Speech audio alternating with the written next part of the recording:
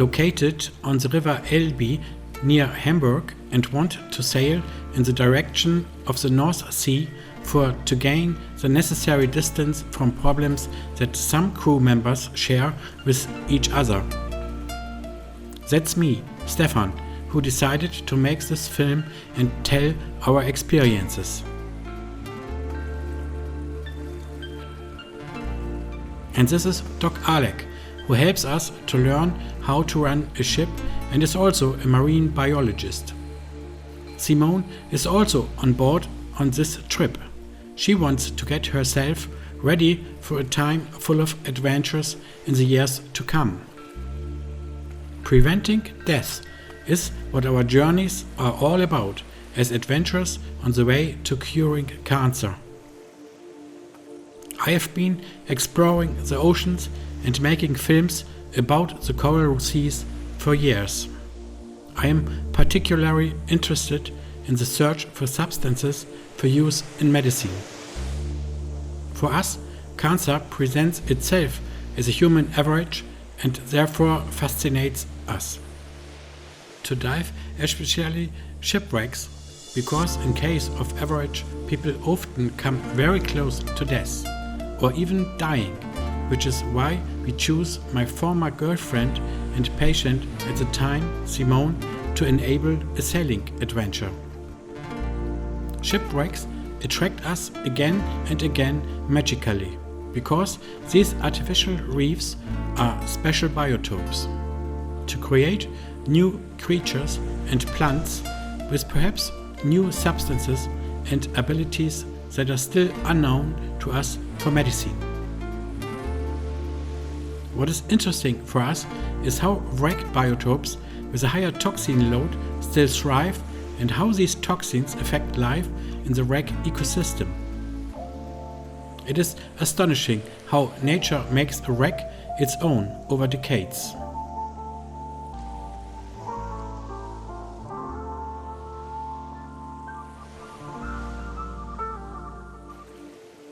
As marine scientists, we are always drawn to the sea, far away from the experiences of the past. Simone takes the wheel of the schooner and sails the ship confidently like a one-eyed pirate. However, Simone is not a pirate, of course, but she does indeed steer the ship with only one eye, just like a real pirate would. Also on board the schooner are my brother Fabian and my friend Doc Alec. The bitter experience with the topic of cancer connects us four in different ways. Fabian and I, 1 year ago, we had lost our much younger sister at the age of only 32 years to the direct consequences of a first infusion of the chemo poison paclitaxel for breast cancer treatment agonisingly. Also, many chemo poisons are from plants like the taxans. For example, the paclitaxel is a poison from the Pacific fire yacht tree. Simone has a bad cancer, a malignant melanoma in her eye. The tumor already blinded her in the right eye.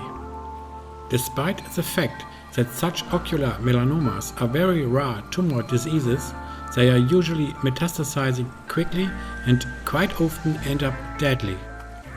Their prognosis was very poor, and that time, in spring 2013, with a tumor in the eye about 1 centimeter in size, and then conventional therapies such as radiation and even an attempted eye removal surgery failed for health reasons. From then on, Simone found herself forced to take other paths and embarked on an adventurous journey in search of healing herself. I still had a deep memory of the suffering of my then wife when she was nearly killed because of a gastric lymphoma, had to go through the hell of chemo and surgery for almost a year.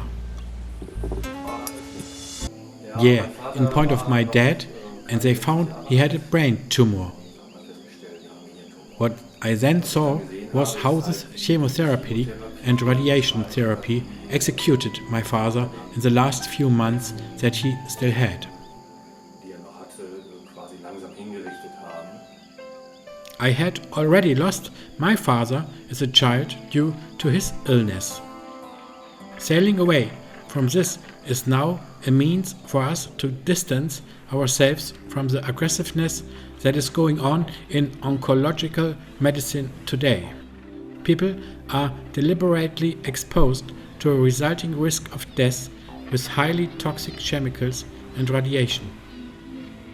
A cancer diagnosis and thus death before own eyes induces a tremendous fear of dying soon, which is also exploited by medicine to sell life-threatening, highly toxic therapy methods. Cancer patients surrender all too often and far too quickly to doctors' instructions. Not so Simone and many other patients whom we met on our travels at a distance from conventional medicine. Cancer therapies in particular seem like a game of survival or death. Of course, tumors can kill, but to what extent every human being is exposed to the danger of poison and radiation, which are also strong carcinogens, as well as to the consequences of surgery to die, must be left to each individual. No alternative therapies may be withheld from the patient. Travel in itself is also such a therapy to give strength to the psyche and the immune system to fight cancer. Our new motto is to overcome fears and try out things that were previously inconceivable for all of us, but which seem to make scientific sense. Everything that is fun is tried out to mobilize the survival forces. Simone dares a flight with a motor glider and would like to fly around the world with such a glider, but unfortunately she is blind on one eye due to the tumor and therefore no longer able to become a pilot herself.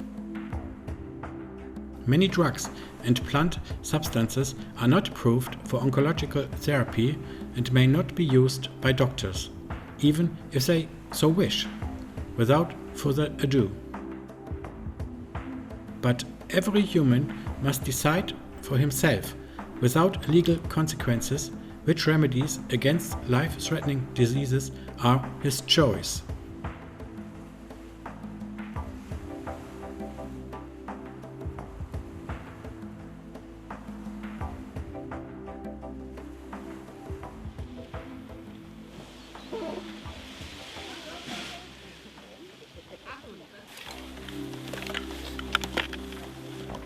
Und du, Frank, hättest auch damit rechnen können, dass ich hier reinlanden will, ne? Und du breitest hier deinen Schirm aus. Das ist voll cool. Komm her, warte. Bringt voll Spaß. Okay.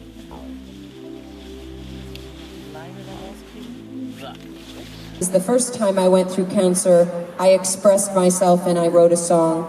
And then the next song I will sing second is going to be my closure of how I think cancer is in my life. And I am a cancer survivor.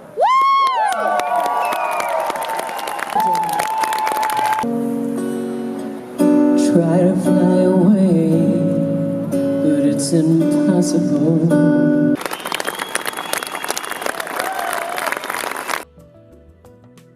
After Simone's first sailing experiences, we have now decided to fundamentally change our lives. Via the internet, we find an old sailing yacht to buy in Croatia at the Adriatic Sea and spontaneously travel to Pula, where we win the yacht with the name Contentious Eagle for us. For almost 30 years, the boat had been owned by the Englishman Derek, who sailed many regattas with the boat and even won some. For the briefing, we sail the boat owned together with Derek and his German wife in Pula. So you are absolutely a passionate sailor. I was. Okay, and why you are not more? Because I fell down a flight of stairs, broke my neck and broke my hand. And the orthopedic surgeon said to me, "Your sailing days are over." Okay. And unfortunately, he was correct. Unfortunately, we have to learn a good year later that Derek died miserably from the consequences of a knee joint operation. He had been infected with an antibiotic-resistant germ in a German hospital. Despite leg amputation and rescue attempts, Derek died of sepsis. Maybe Derek could have learned a lot from Simone and our experience in pain therapy to avoid surgery or otherwise treat for infection and sepsis. There are some natural substances that could help against antibiotic-resistant germs. Many essential oils of plants contain substances and terpenes that can kill MRSA and resistant bacteria and have a strong antiseptic effect. Sepsis and associated organ failure can also be treated unconventionally with essential oils, cannabinoids, high doses of vitamin C intravenous, thiamine, and a little hydrocortisone. As always, Simone makes a daily effort to make her own fresh vegetable smoothies. A side trip to the sea turtle rescue station of Pula awakens our desire to go diving again soon, and maybe we will see turtles in the sea later. Doc Alec and Fabian are enthusiastic about these animals and ask themselves how these turtles manage to be such good navigators that after decades of life in the sea, they find their birthplace for laying eggs again and again, as if they have some kind of built-in GPS in their brains. Fascinating that the freshly hatched turtle, at the moment when it comes out of the sand for the first time into the sea, will remember and recognize where in the world it must go again exactly. How this works is still a mystery. Most likely, it is a mixture of recognizing magnetic field lines, similar to what birds do, perhaps in combination with astronavigation. People can't perceive magnetic field lines with their eyes like seabirds, but fortunately they have compass, GPS and chart plotters on our smartphones. We finally set sail from Pula and head south. It is now autumn and we dream of spending the winter in warm waters with diving. First of all, we drive to the Croatian island town Mali during calm weather and marvel how beautiful it is here. Course south shall lead us to Egypt into the Red Sea. A long way with a small sailing yacht that is only about 10 kilometers per hour fast, or better formulated, slowly progressing. But as you know, the way is the goal, and on our trip to the south there is a lot to discover. We complete our provisions and engines the next day further into the Croatic island world. The close coexistence on board is a challenge and the weather so far hardly sailable, too little wind, which worries us as to how far we can go south before winter sets in.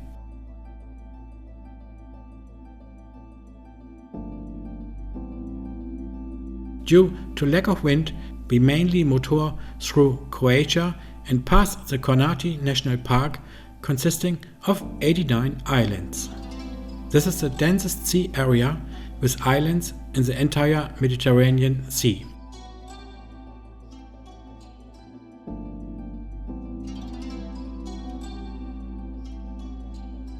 We were able to moor somewhere safe between the islands just in time before the first violent Bora storm raged over us in the night. We sail and motor further between the islands to Rokognica and get to know where two dropouts on a sailing yacht beside us, Joa and Flo, who also want to go south before the approaching winter.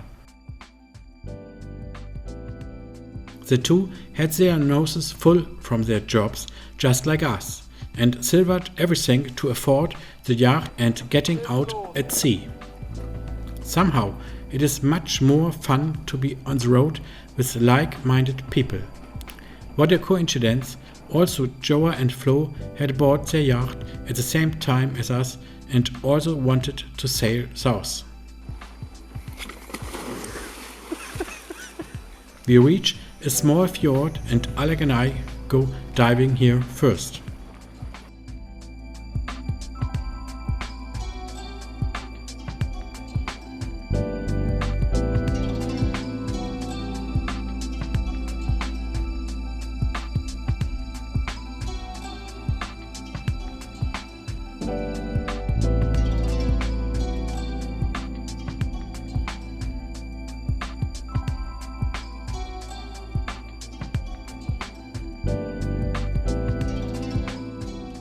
Simone wants to swim and has no idea what's going on underwater.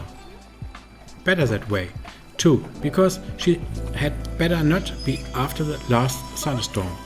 Ja, jetzt ist auch egal. Ich brauche mal ein bisschen, muss langsam. Nichts ist so blöd, als wenn man nass gespritzt wird, ne? Even in the sea and on the islands, plants and animals live with substances that are already known for their anti-cancer effects. We want to pursue this in the course of our sailing journey. She loves nature and swimming in the sea.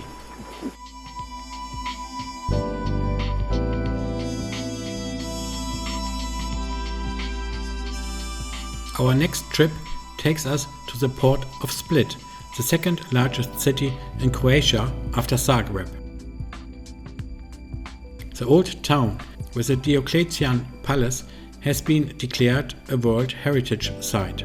The river, probably the most famous landmark of the city, Promenade, lies directly at the sea alongside the harbour bay.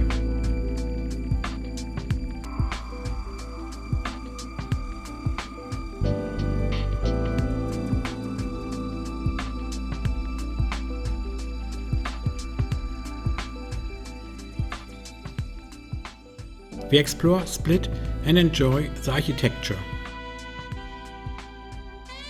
Ashore, Simone uses every opportunity to get freshly squeezed juices. Fresh, direct juice from pomegranate, broccoli, carrots, beetroot, mixed with mango and papaya are a delicious supply of vitamins and enzymes. Best every 2 hours, such a glass of juice is Simone's plan. The trick with the high-dose vitamin strategy against cancer, and especially cancer stem cells, lies in a continuously high blood serum level of vitamins, which can only be achieved by long-term regular administration every 1 to 2 hours. So many different phytochemicals, vitamins and enzymes get into humans. Science has already discovered that the combination of high-dose vitamin C with an old standard antibiotic, doxycycline, has a killing effect on cancer and especially cancer stem cells.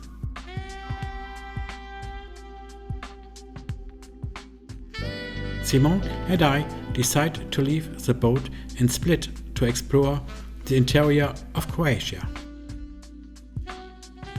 It seemed like a dream to us to climb directly from a rubber dinghy into a seaplane in the harbor of Split and to be able to land in front of the marina in Pula, where our car stood. We were lucky and were the only 2 passengers of the still young airline for this flight.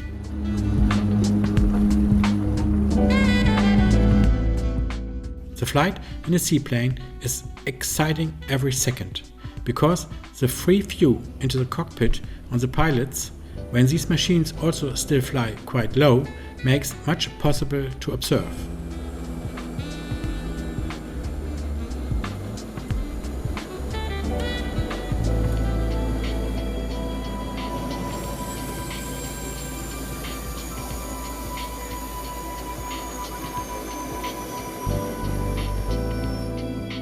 And then we'll continue on to Pula. Prior to departure, we need to go with a safety briefing. 6 exits, 2 doors up front. You guys are lucky, there's an emergency window exit.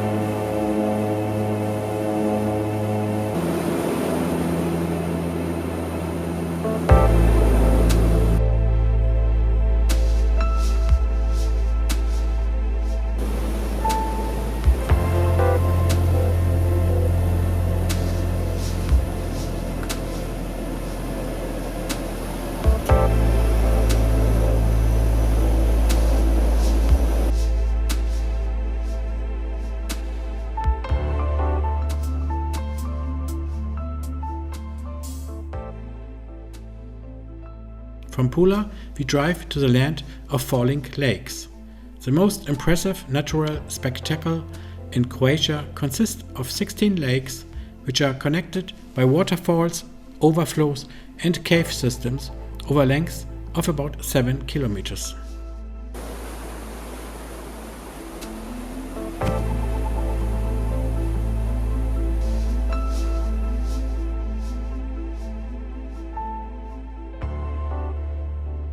On the karst mountains, the Plitvice stream plunged over an 80-meter high rock into the depths, forming Croatia's highest waterfall. For me, the waterfalls of the Plitvice Lakes National Park seem like a mystical place where the secrets of freshwater life can be found. Also here, in the lakes, lives an ancient and tiny little animal, only 2 centimeters small, from which oncology research can still learn a lot. Scientists have found out that the hydra, a widespread freshwater polyp, consists mainly of stem cells and regularly forms overaged and damaged cells from dividing stem cells. These stem cells divide in her throughout her life and produce all cell types that are necessary for the new formation or regeneration of her body. The hydra renews itself continuously so that it can become older despite constant reproduction, without decaying, completely different from the aging in humans. The hydra consists only of up to 100,000 cells and renews all cells from the dividing stem cells every 20 days. The special thing about her is her ability to form and exchange nerve cells. It has now been discovered that hydra and humans have the same gene that regulates stem cells. Only the way in which defective or old cells are eliminated is different in hydra. In more highly developed life forms, including humans, the renewal of highly specialized cells is no longer possible, and the death of any defective cells can sometimes get out of control, leading to cancer. The hydra, on the other hand, does not age because its mortality does not change with aging.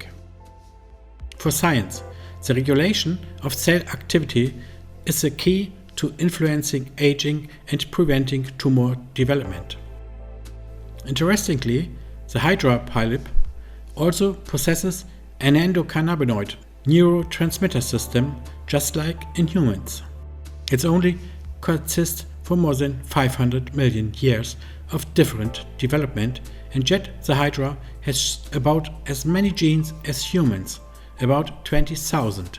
And even 6,071 genes of the hydra are identical to those of humans. We sail on to Dubrovnik with its fantastic old town, which was once called the Pearl of the Adriatic. We like Dubrovnik very much with its alleys of the old town, but we can't take so much time to stay anymore because we want to go south faster, but are always decelerated by the beauty of the Adriatic cities.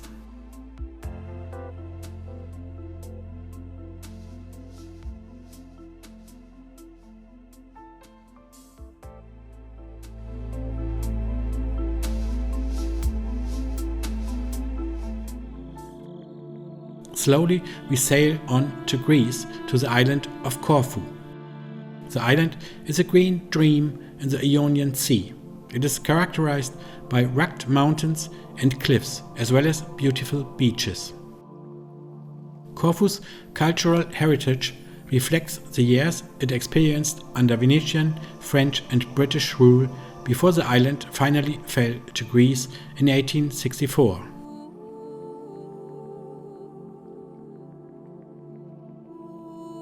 Corfu city, or better Kerkyra, is rightly regarded as one of the most beautiful cities in Greece, because the island metropolis unfolds multicultural flair.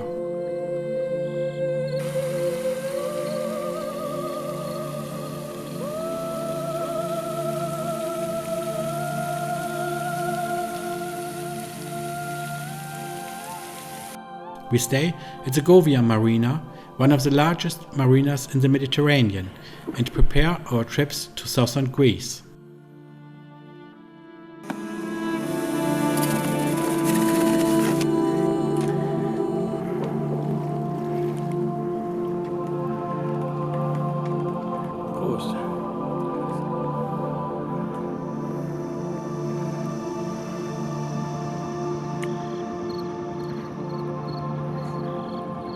I have worked in a bank for 10 years, and this banking crisis had made it all very stressful and very annoying and many layoffs. And that's why I just wanted to get out of this business and this job. I was just through mentally, and that's why I wanted to do something new. And since my sister also fell ill with cancer and died afterwards of the consequences, I just wanted to get out of this world and do something else. And luckily that happened because I left the bank and we went on a trip.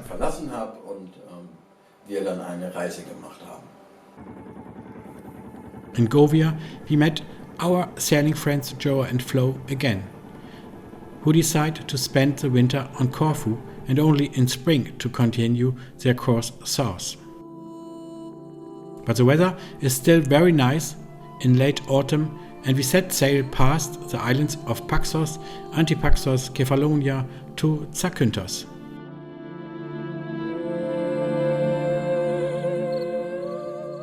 One late afternoon we reach the bay enclosed by rocks called Navagio, which is in Greek means a shipwreck. We are alone with our yacht in the famous wreck bay and take advantage of the hour to inspect the wreck on the beach.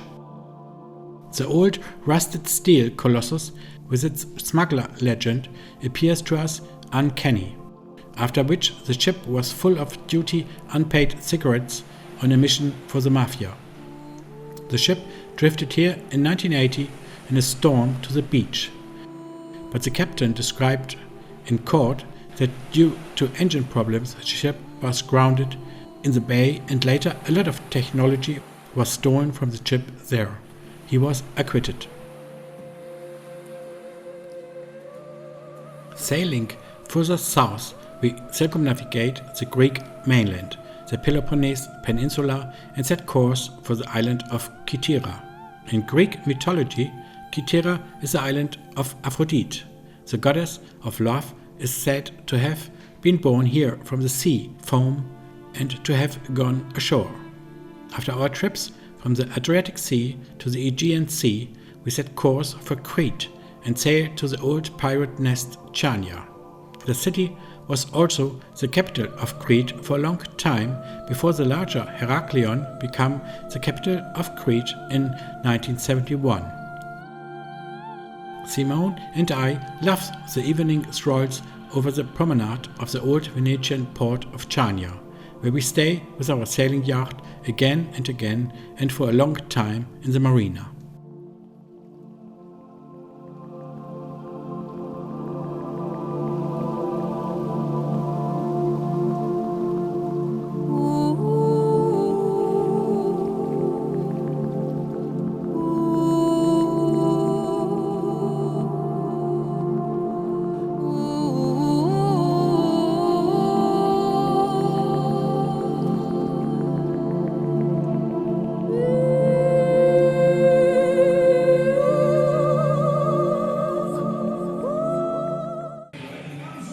On the Hamburg Cathedral, Simone drives with my 5-year-old niece in a car scooter.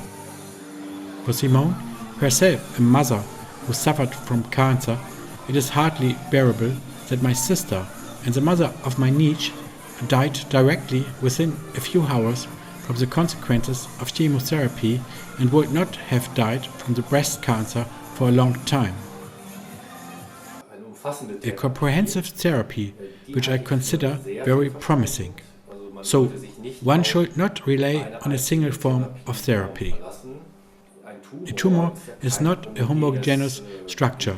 In order to effectively eliminate this tumor, a large number of different substances are needed, which have different reactions. And of course, nature offers us a huge cocktail. Da bietet uns die Natur natürlich einen riesigen Cocktail. Dann sagst du Bescheid, ja? Ganz zart. Es ist zwar jetzt kalt und schlapprig, aber das ist nicht schlimm. Das ist nur Wasser und so eine. Simone's renewed sonographic diagnosis of the eye and the organs confirms to her that the tumor in the eye has hardly changed in the last 2 years and that no metastases in the liver and elsewhere are recognizable by imaging. This may have been due to Simone's own therapeutic strategies, such as the malaria poison artemisinin from the plant Artemisia annua, the annual mugwort, and many other well-known remedies from herbs, roots and spices, curcumin, cardamom and long pepper, as well as incense and various other essential oils. Highly toxic chemocytostatic drugs are out of the question for Simone as tumor therapy. If at all poisons, only with selective toxicity on exclusively cancer cells that cannot kill you, but only kill the tumor. Simone changed her diet to a highly anti-inflammatory vegan diet with lots of freshly squeezed vegetable juices, e.g. lots of fresh broccoli and Brussels sprouts juice. The healing powers known to traditional medicine are contained in substances from roots, the bark of trees and lianas like honokiol and magnolol, and the bark of Chinese magnolia trees. Interestingly, both honokiol and magnolol have selective cytotoxic effect on cancer cells via the activation of the cannabinoid receptors of the cells. The healing effects of magnolia bark and cannabis against cancer had already been described in traditional medicine. The endocannabinoid system, which involves the 2 compounds we discovered and the receptors that were found, 2 receptors now, CB1 and CB2. Acting when the CB1 receptor starts to act, it causes the psychoactivity, and which is not desirable from a medical point of view, definitely. Yeah. The activation of CB2 does not do that. Activation of CB2 causes only, I would say, positive effects. It's more or less parallel to the immune system. The endocannabinoid system is a biological system of receptors and neurotransmitters found throughout the brains and nervous systems in all mammalian species. The ECS permeates all 11 main physiological systems in the body, working to handle the many functions necessary for survival. The ECS tunes our vital physiological functions.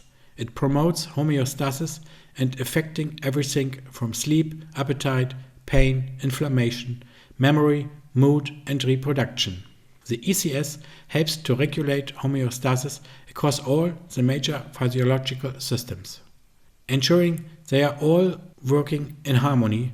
CB2 receptors are within the immune system and many other areas of the body, working primarily to reduce inflammation throughout the body.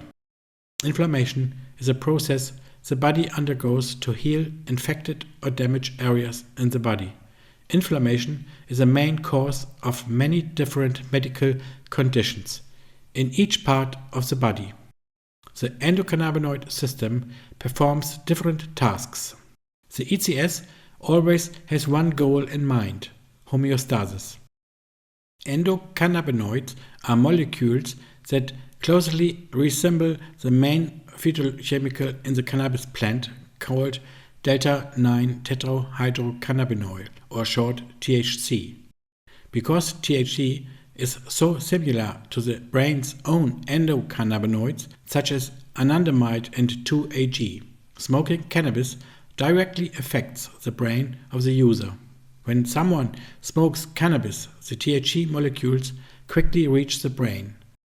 There, the THC competes with the brain's endocannabinoids to bind with cannabinoid receptors in neurons that regulates dopamine activity. Increased dopamine release produces the positive feelings with the cannabis high. And this system is involved in a huge number of disease states. Only in recent decades had science investigated the anti-cancer effect of the endocannabinoid neurotransmitter system. Simone sets off for the Czech Republic, a more relaxed country in the handling of cannabis, where the possession and cultivation of cannabis has already been decriminalized in a private setting. In the field of cannabis, the most important trade fair in Europe takes place in Prague at the beginning of November each year, as well as a specialist congress on the subject of cannabis as a medicine. Via the internet, we got to know many other patients, physicians, scientists and cannabis activists and met them at the Cannabis Festival in Prague. In the Czech Republic, the handling of cannabis is much less complicated than in Germany and similar to Spain, Austria and Holland. The trade with cannabis seeds and even plant cuttings is allowed.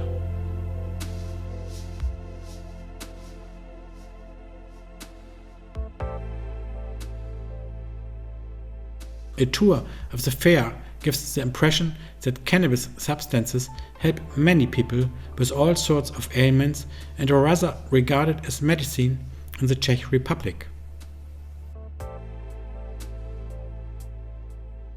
The power of cannabis against cancer results from the synergistic performance of many phytocannabinoids and terpenes. For the fight against cancer, the THC is in the foreground, but CBD also serves the THC as reinforcement against cancer cells and alleviation of psychoactivity. Simone tries her hand at a vaporizer, the famous verdamper from Holland, and inhales a good load of high percentage CBD cannabis blossoms as a test. The effects of a cannabis intoxication occur only a short time later and completely relaxed her. So lange kannst du? Wow. Siehst du, da was kommt? Das muss ich üben.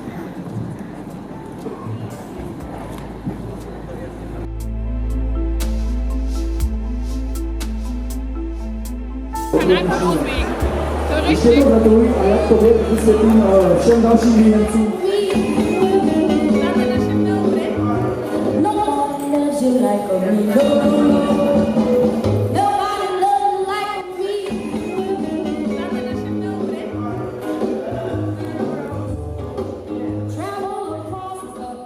Bob Marley might have turned in his grave if he had known that THC could only indirectly induce apoptosis, the cell suicide, in cancer cells.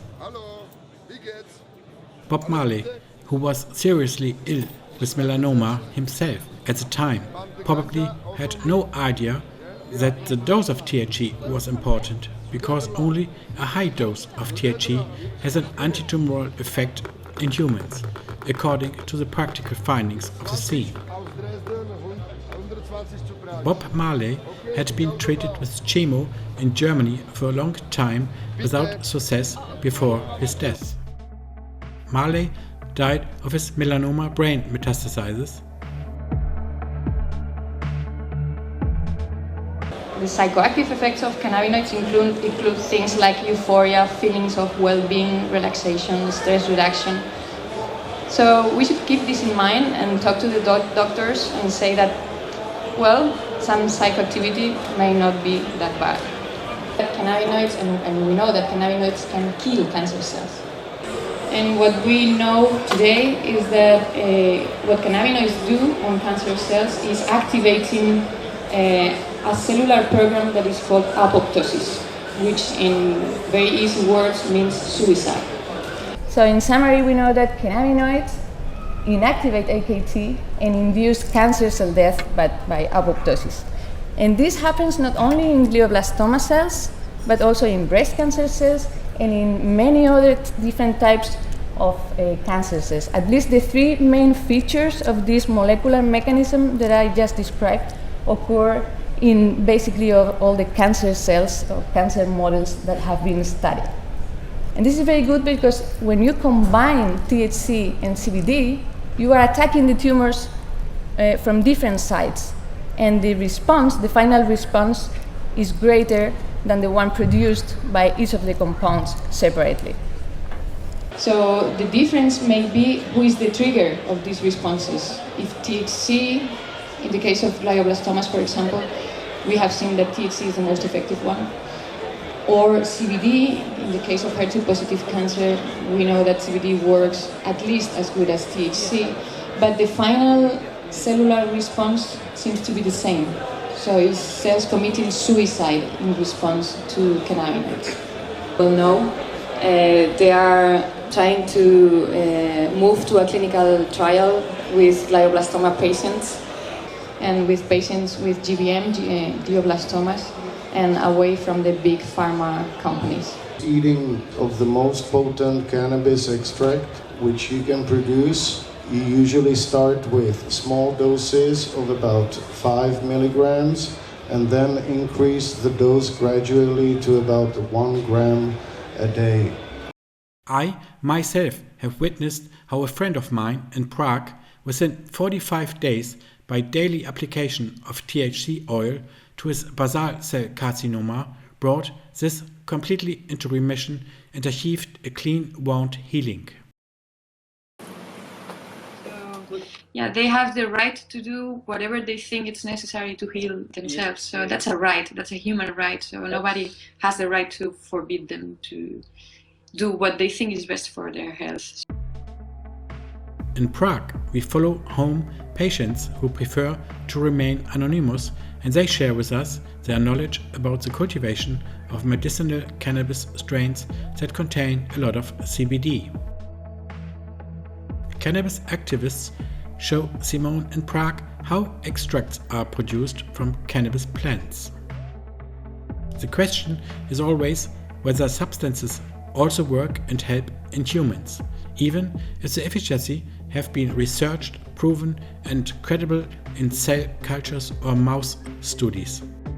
It can also work in humans, but it can also fail or even have considerable side effects. The effect of cannabinoids on cancer and the selective cytotoxic effect on cancer cells is now well established in laboratory studies and credibly demonstrated in many anecdotal patient cases worldwide. However, a guarantee of survival and healing or probability of healing is not possible for the individual. What concerns me is the fact that it was the cannabis medicine researchers from Madrid, in particular Cristina Sanchez and Manuel Guzman, who were the first to personally file and obtain international patents for the use of cannabinoids on cancer cells from their publicly funded scientific work at the beginning of the millennium. However, their patent benefits later ended up with GW Pharmaceuticals in England, one of the largest cannabis medicine companies in the world, which is closely associated with the pharmaceutical giant Bayer. To the entire pharmaceutical industrial complex, its lobby influence on the politics, as well as the legislation and with it the persecution of sick people for the illegal use of cannabis as medicine, I can only hold the words of Henry Thoreau against the duty to disobey the state, especially when you are morally right and don't harm anyone else. Also, the biochemical understanding of how THC and CBD from cannabis flowers inhibit, kill and have an anti-metastatic effect on cancer cells has been known for a long time. It remains an experiment of each individual patient to determine whether it also functions in the individual human being. The decisive difference in the use of cannabinoids with a high antitumoral dosage to a highly toxic cytostatic chemo is that cannabis cannot induce death. And the side effects of cannabis in humans are sometimes beneficial, if not desirable, in the worst case controllable, but not life-threatening. It seems crucial to me how much dose at least is required to achieve success with cannabinoids and terpenes against cancer. And this will even be different for each person. So it is more important that more than enough of it is taken and that there are no dangerous disadvantages from a possible overdose, from chemocytostatic drugs to lethal doses.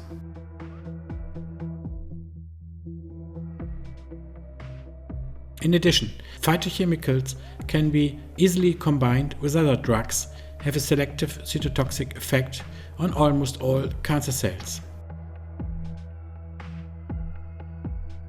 The CBD is important to inhibit the psychotropic effect of THC, even to enhance the antitumoral effect of THC, and CBD has anti-inflammatory, anti-epileptic, as well as analgesic and neuroprotective effects. CBD also indirectly acts antitumorally by producing and secreting endocannabinoids from the body and by triggering cell lysis of tumor cells.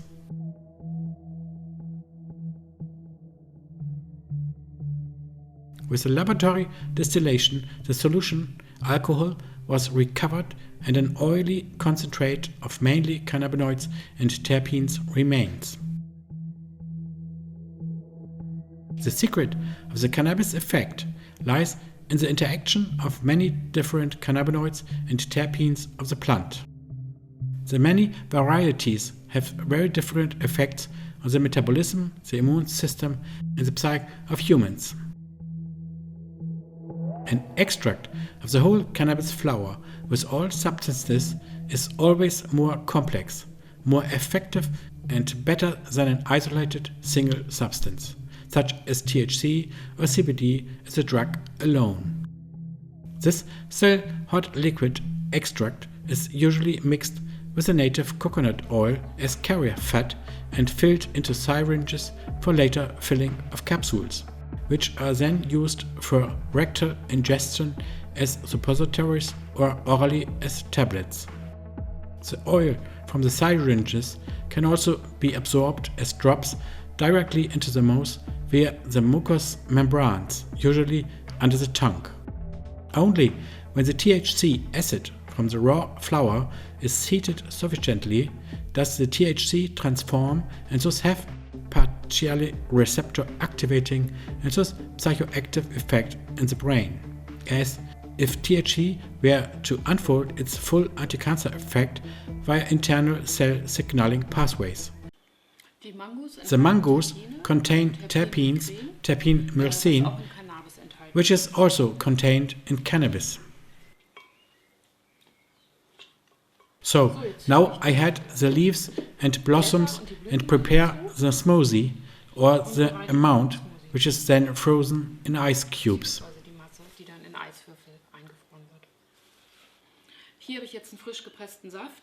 Here I have a freshly squeezed juice of beetroot, carrot, broccoli and other ingredients, and here I add the fresh smoothie, which can be drunk fresh for the good. If the flowers are only processed raw, e.g. in smoothies, there is no psychoactivity of the THC, but nevertheless other but weaker mechanisms of action against all kinds of diseases, as well as against cancer cells. Der dann frisch getrunken werden kann. Zum Wohl.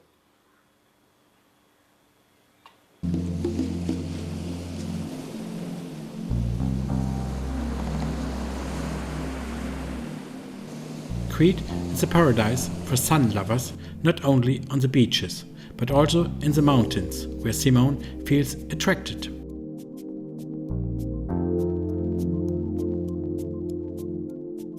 Many endemic medicinal plants grow in the gorges of the mountain ranges, especially Oreganum dictamnus.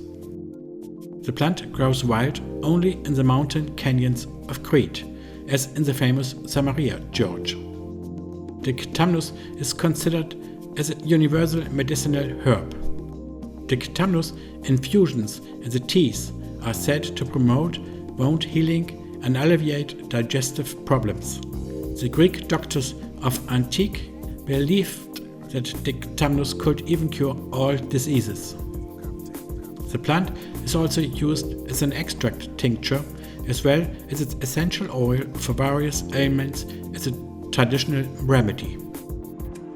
Especially the active ingredients rosolic acid and cavacrol, as well as thymol, which occurs mainly in thyme, are used in many ways, mainly as a biocide.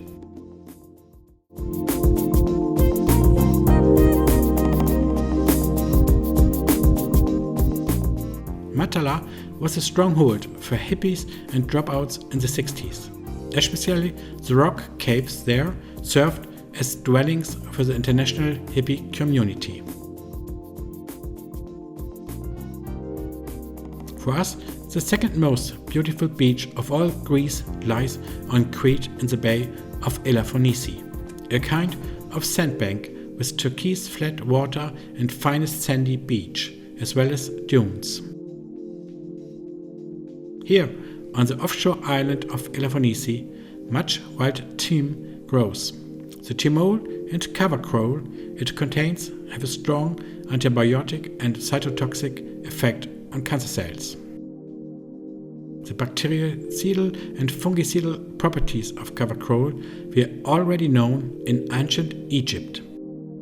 Generally, the substances from the mountain teas of Crete, such as Oreganum dictamnus, are very effective as natural fungicides, antibiotics, and in the fight against cancer cells.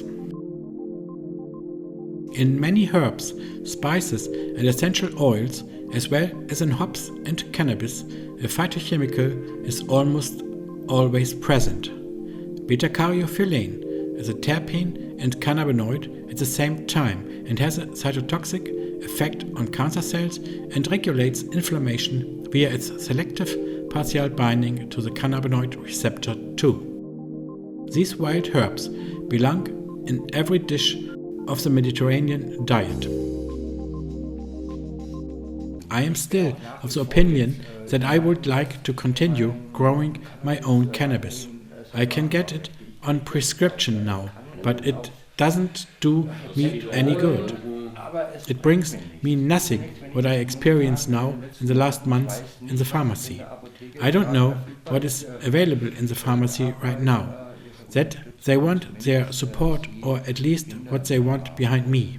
Yes, I can only say that the concern is that I have known her for a long time now and have also followed her path and have also gone with her into therapy and so have also followed her development. I find this incredible because I can also imagine what kind of pain syndrome they have and how it strikes again relentlessly in between. It is not a problem at all, so I am willing to bear the responsibility, even if they get into legal difficulties. Come, times a statement of an experienced pain therapist who orientates himself in the modern and does not remain stuck in the old chemistry. he can then certainly make very positive statements in the case. As a doctor, you have to ask yourself some very hard questions. I do it right? What medicine am I for now? Am I for medicinal plants? For no harm to the patients? Or am I a Novalgine prescriber? Which in the end is completely beside it. When you see, for example, his fate, through which he went through everything he had for comas, that they give him on medication, for example, uncritically together.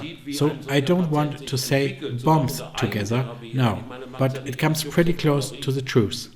And when you then see on the other side how such a patient develops, even under self-therapy, I mean, he doesn't do it for fun and tolerance. No matter how much quality you have to produce in order for it to work properly, well, that's why I've applied to the bee farm for cultivation again. You will see what will become of it now. It will probably take a few years again. I don't know what will come out of it, but at least I have all possibilities again. Everything. Exhausted to be on the safe side to some extent, to not necessarily have to supply myself with contaminated material from the pharmacy now, or even to go to bed with the fear that tomorrow I won't get anything, or only get what I can't stand. Therefore, there is still no option for self-growing and self-sufficiency for me. For example, I smelled mold on some batches. That is, of course, quite counterproductive. Yes, I am certainly familiar with the 3 Canadian varieties which I already had myself, which had the same musty smell, which indicates mold, and my health is now really too good for that. That is highly dangerous. That's right, it doesn't work that way. What about the cancer patients? What about our severely disabled people? What do we do with them? We do not only poison them chemically, but we also instabilize them. We make them bedridden. We tie them to the ventilators. This cancer therapy, as it is now being propagated, is all about a new monoclonal antibody. A colored picture in the German medical journal, and then there's a butterfly, and then there's the name. I am not allowed to say that now.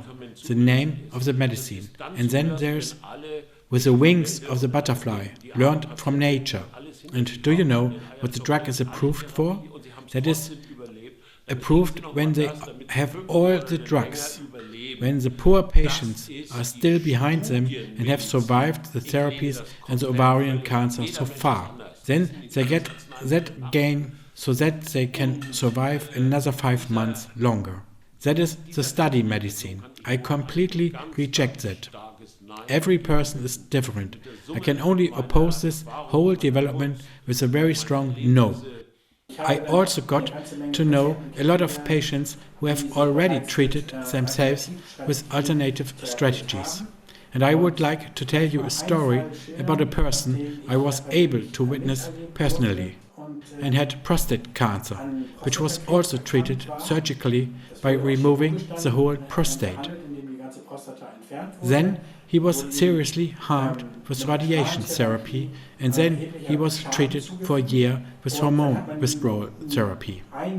But it still led to metastasis of the lungs. He then opted for other strategies and used cannabis extracts for 6 months, as well as plant extracts from vegetables and herbs. As a result, the lung metastasis had disappeared. After about a year, these herds were no longer detectable in PET-CT. He attributes the success exclusively to these chosen alternative strategies. The fact that we are now allowed to use medicinal cannabis in Germany because of the doctor prescribes it on prescription is all well and good. But at the same time, the legislator has so arranged that in the pharmacy the price has doubled to the previous situation. And if the cash does not take it over, which is approximately the case with 40% of the cases, then one is dependent on spending either with the prescription very much more money in the pharmacy, or to say, I can it also only illegally. It is an emergency situation when patients resort to cannabis, and are forced to grow it themselves because of the legal and economic situation. In our neighboring countries, in the Czech Republic and in Holland, it has been decriminalized 5 years ago already. So perhaps you will only be punished with an administrative offense of perhaps €100 if you grow 5 plants at home. Why is that not the case in Germany? Why is this being blocked here? It makes no sense. Every patient who is able and willing should create his own medicine. And this applies not only to cannabis, but also to the procurement of medicines that have been withdrawn from the market in Germany. Also, they can be bought in the nearest pharmacy, the Czech Republic, in Denmark, in our neighboring countries. Yes, for little money. They are criminalized here in Germany if I import them. And as a scientist, I am convinced that cancer can only be treated and cured with a strategy that is multifaceted, that regulates cancer from different directions. There are also other drugs on the market that can kill cancer cells without causing major collateral damage, but they have disappeared from the market again, and I believe that you should select all drugs that have a strategic advantage against cancer without causing major collateral damage or endangering life, and to combine all these strategies. There are many drugs that have been known for a long time, have been on the market for 50 years, are cheap because they are no longer patent-protected drugs and are available on the market as generic drugs at a ridiculously low price. During our research, we noticed a drug which was described in a scientific publication, and the application in a patient with a tumor in the liver, which was a large metastasis of an eye melanoma. And after several months of daily intake of disulfiram together with zinc, this tumor has largely disappeared. The anti-alcoholism drug disulfiram reacts with zinc and copper ions and can thus selectively kill tumor cells. In this case, it saved the patient's life because only this drug, which had been on the market in Germany since 1948, was used. When more and more publications appeared describing the anti-cancer effect of disulfiram on various types of cancer, the drug was withdrawn from the German market in 2011, allegedly because the manufacturer cannot generate sufficient profit on the market at a cost of around 80 cents per pill. However, disulfiram is currently still available in pharmacies in other countries, such as Denmark and Switzerland, as well as almost everywhere else in the world. For example, in Prague it costs just 65 cents per pill in the online pharmacy. Cancer cells can also be killed with this well-known drug. In Germany, 1 tablet of mebendazole on prescription costs about €350. In the Czech Republic, only about €180. But what happened in the United States when it became more and more known by publications that this standard medicine against worm infections can kill cancer cells, they see now. The price for the prescription to cure these different types of worms used to cost you $3 a pill here in the United States.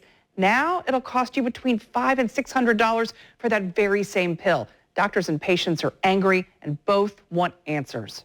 Dr. Simone Soleimani treats a lot of kids at Avicenna Medical, and therefore he sees a decent amount with worms, mostly pinworms. That's the most common type of intestinal worm infection.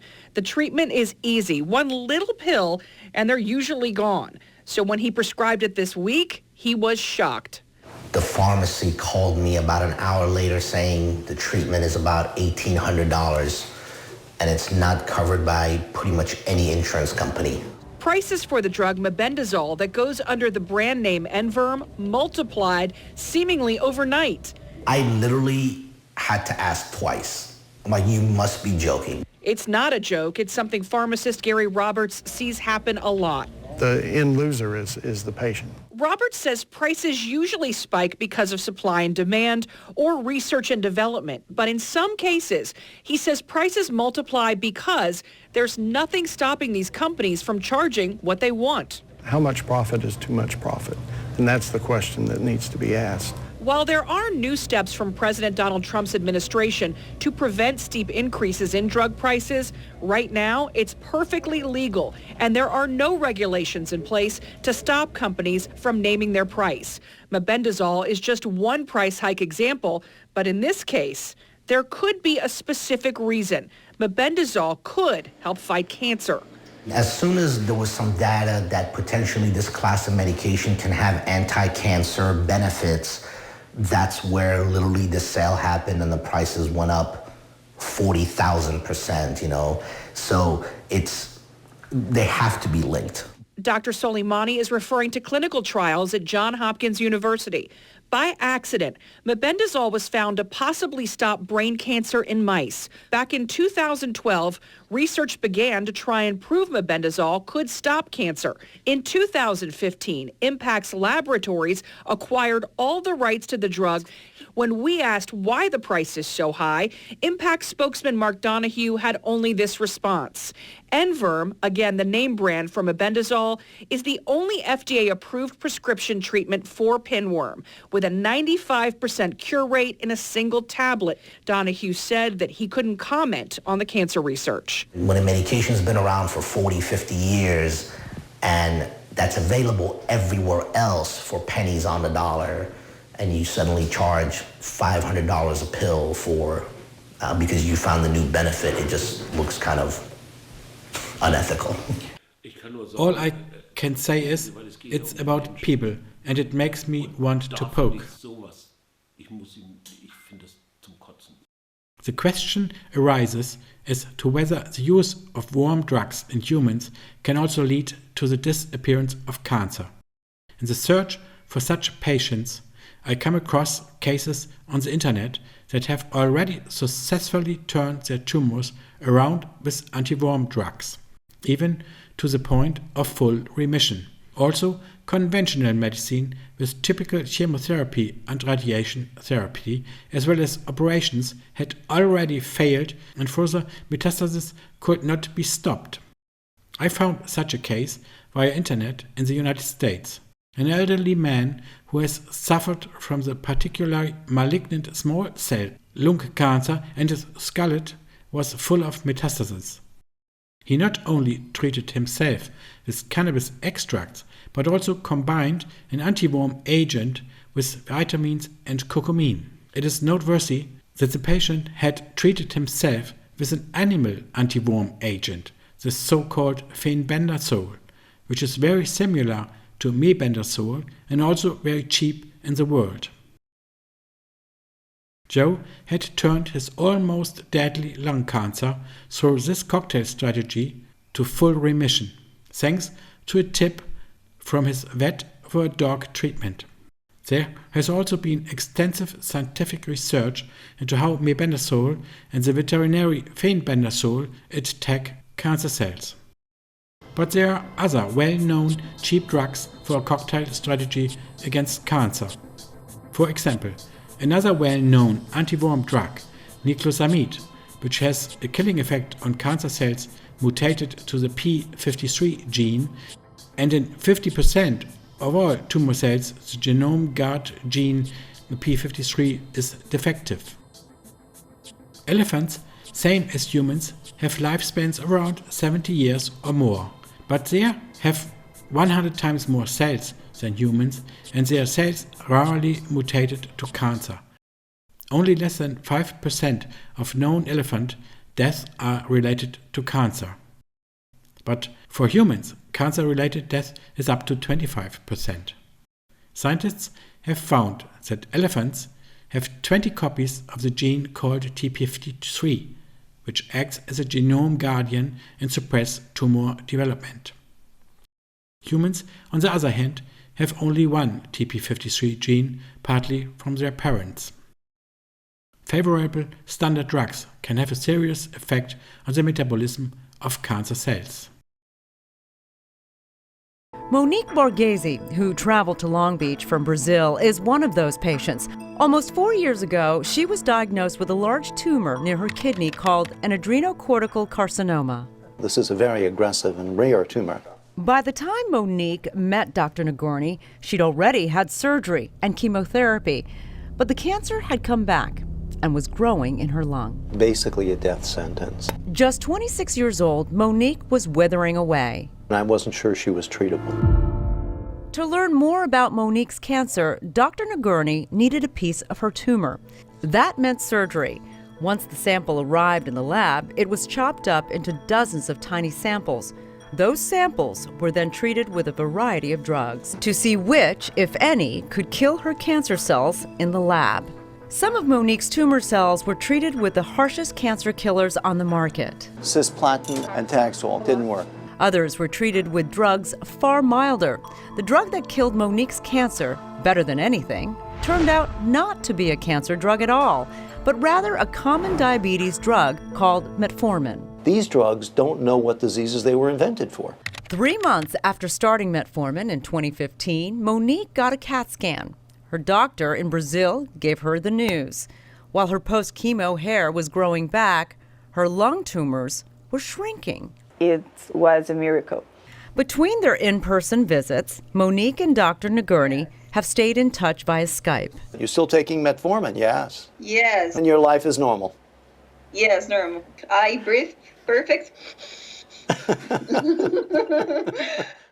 Why even try a diabetes drug on Monique's cancer? What metformin is and does is an energy drug. It doesn't stop cells from dividing. It influences their ability to make and use energy. Once we stopped that, her cancers died. Last month, Monique returned to Long Beach for a 3-year check-in. What's this hair you grew?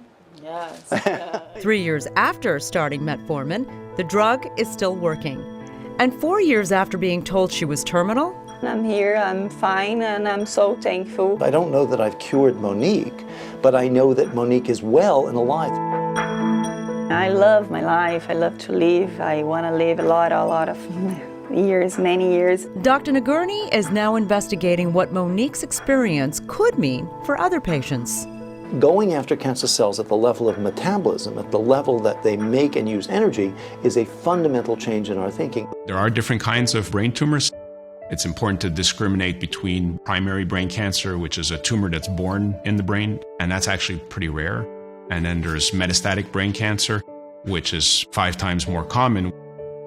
Part of what makes cancer cancer is that it has the ability to spread throughout the body. So the tumor might start in the breast and it gets to a certain size and it develops some mutations, and then a cell will split off, get into the blood, and then stop somewhere in the brain and deposit inside the brain and form other tumors. And that would be the process of metastasizing.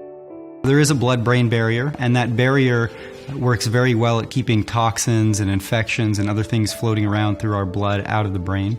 But cancer has developed a mechanism which it can penetrate that barrier. And certain cancers in particular are better at penetrating it than others, which is why we tend to see most metastatic tumors from lung cancer, breast cancer, melanoma, and testicular cancer. If you remove one of these metastatic tumors from the brain with surgery and you look at it under a microscope, it looks like the cancer from the original source. So a breast cancer metastasis looks like abnormal breast tissue rather than brain tissue.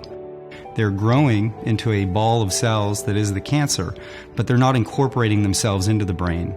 They're unwanted neighbors, if you will. Our goal is to find those tumors early, because as the tumors get bigger, the success rates drop. Each time the cancer cells divide, more mutations build up in their genomes. Because different parts of the tumour acquire different mutations, they behave differently. Sometimes one region of the tumour will grow faster and more aggressively than the others, causing the cancer to spread.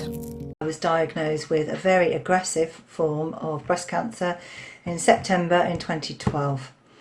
That was treated with 17 months worth of treatment, radiotherapy, chemotherapy, immunotherapy. In September 2015, I was very unwell and I was diagnosed with metastatic breast cancer, which is stage 4, not curable, lungs, liver.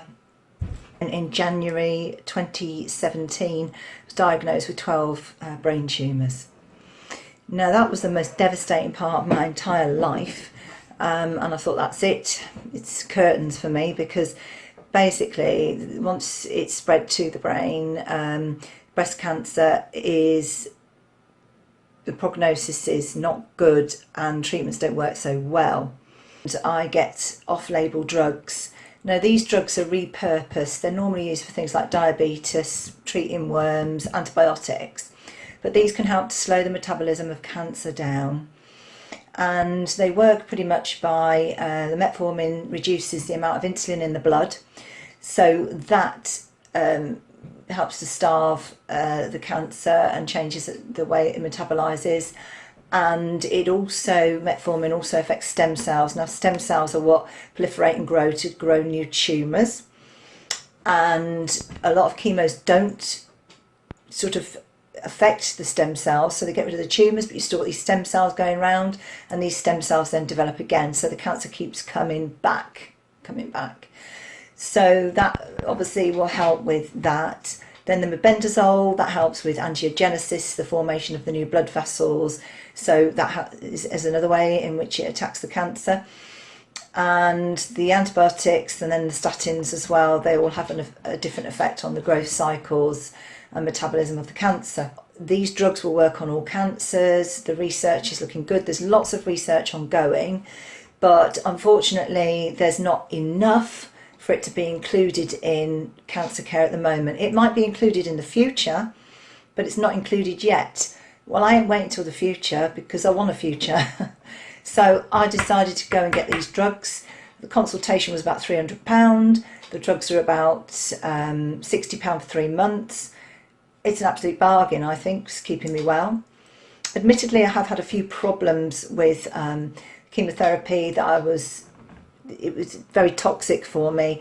So I think attacking cancer from all areas is the way to do it. And I just think the more the merrier, because it's multifaceted, and just hitting it with one drug or one treatment doesn't necessarily work. I think there's a lot of things involved: healthy lifestyle, losing weight, then attacking it from different angles with drugs. But obviously in hospitals they can only give you one drug at a time because they want to see what's working and what's not working, or when I say one drug at a time, they might not give too many different treatments at a time. But they weren't that happy that I was going to Harley Street originally, but something's working really well for me because I've outlived now my expected sort of time, if you like. And as you can see, I'm not looking too bad really at the moment. I didn't want to live anymore because it was just uncertain. I didn't know if I was going to live ill for the next 5 years or if I was just going to drop down dead the next day. Darren was diagnosed with leukemia in 2010 at the age of 10. About 18 months later, he developed another cancer called Langerhans cell sarcoma, which developed in his tonsils. He was dubbed the boy in 7 billion, being the only boy in the world to have the two cancers together. We were told that he was literally living on antibiotics. It's the only thing keeping him alive. So when I asked them, well, when we take him off this conscious life support machine, and how long are we talking? To which I was told 3 days, a week at most. When do you want to go to the hospice? Yeah, when I went to the hospice, I decided to start planning my own funeral. Darren's mental health actually deteriorated incredibly to the point where he tried to kill himself. I had nothing more to lose. You know, the next step for me was burying my son, and I was absolutely hesitant about using cannabis. I knew the consequences of giving it to him, but at the point that I administered cannabis to him, none of that mattered. I was willing to face 14 years, every single day of a 14-year sentence, just to give him the alleviation that it gave him. It sort of just relaxed my mental traffic. Loads of stuff was going on in my head all the time. It just shut that up. He wasn't crying anymore. His pain had gone away, and he was no longer anxious and no longer upset, and just chilled out. And I thought, wow, you know, if it can do that and we can have him die in this way, then that's more than I ever wanted. That's more than I could ever hope for. His immune system had kicked in, and this was day 75, and he officially engrafted on day 104. I even asked the question, you know, was there anything you gave him that could have done this? And they told me no, there was no way. This was a miracle. So there's one thing reading about it, there's another thing seeing a miracle in front of your own eyes, but then seeing it with loads of other people and knowing it's not a one-off and seeing it work so effectively for so many people is why I'm so passionate about stopping prohibition, because prohibition has caused more harm than cannabis ever could. There is something fundamentally wrong in this country when people are criminalised and deemed as criminals for doing nothing more than alleviating their own suffering.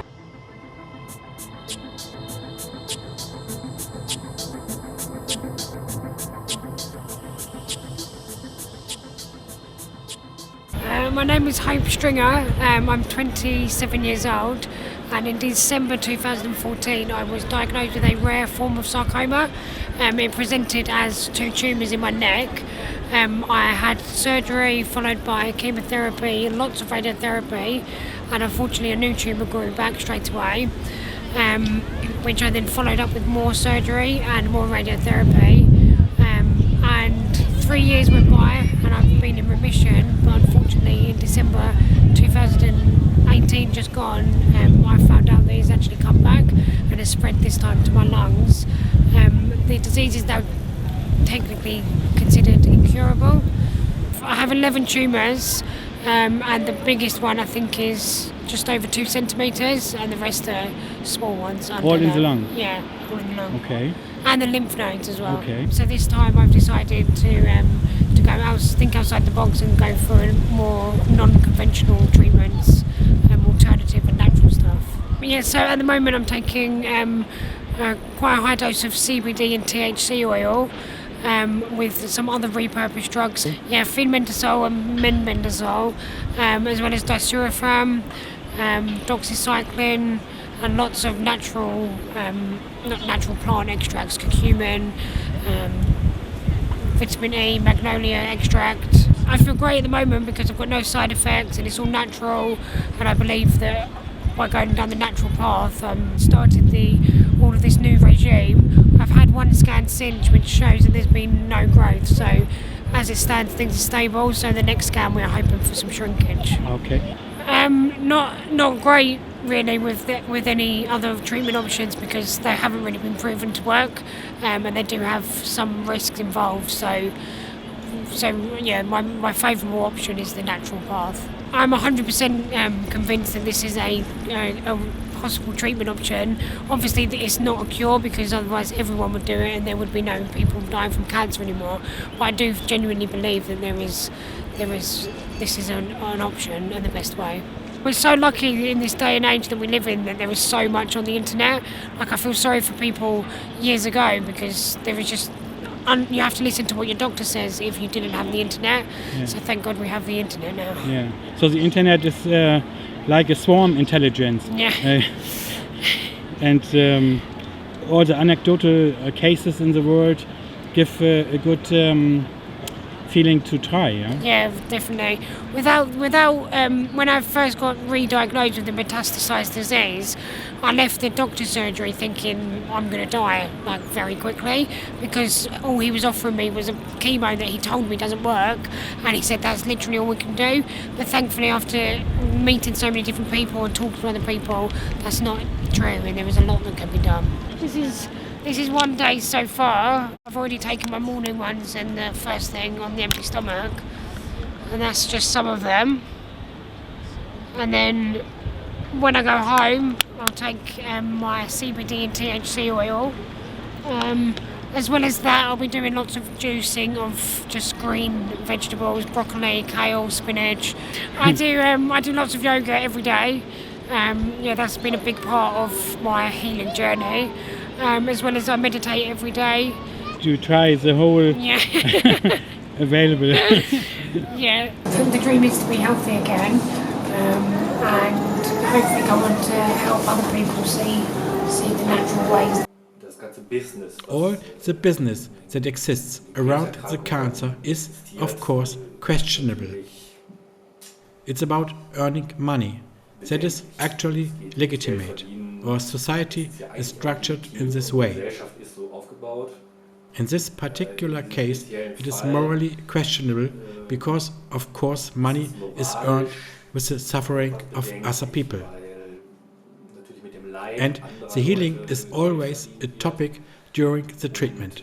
But one has the feeling that is not always in the foreground. But that partly the making money is more important than the healing of the patient.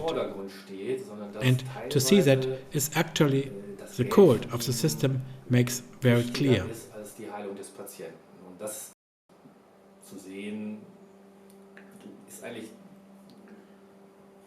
Macht die Kälte des Systems sehr deutlich.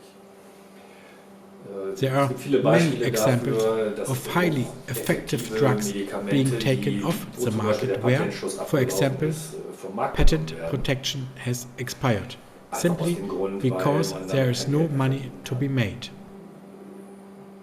It is inexplicable. Even if she wasn't having a seizure we could see, she was having constant epileptic seizure activity in her brain. Called subclinical seizures. Because of the frequency, these are the ones that could cause brain damage.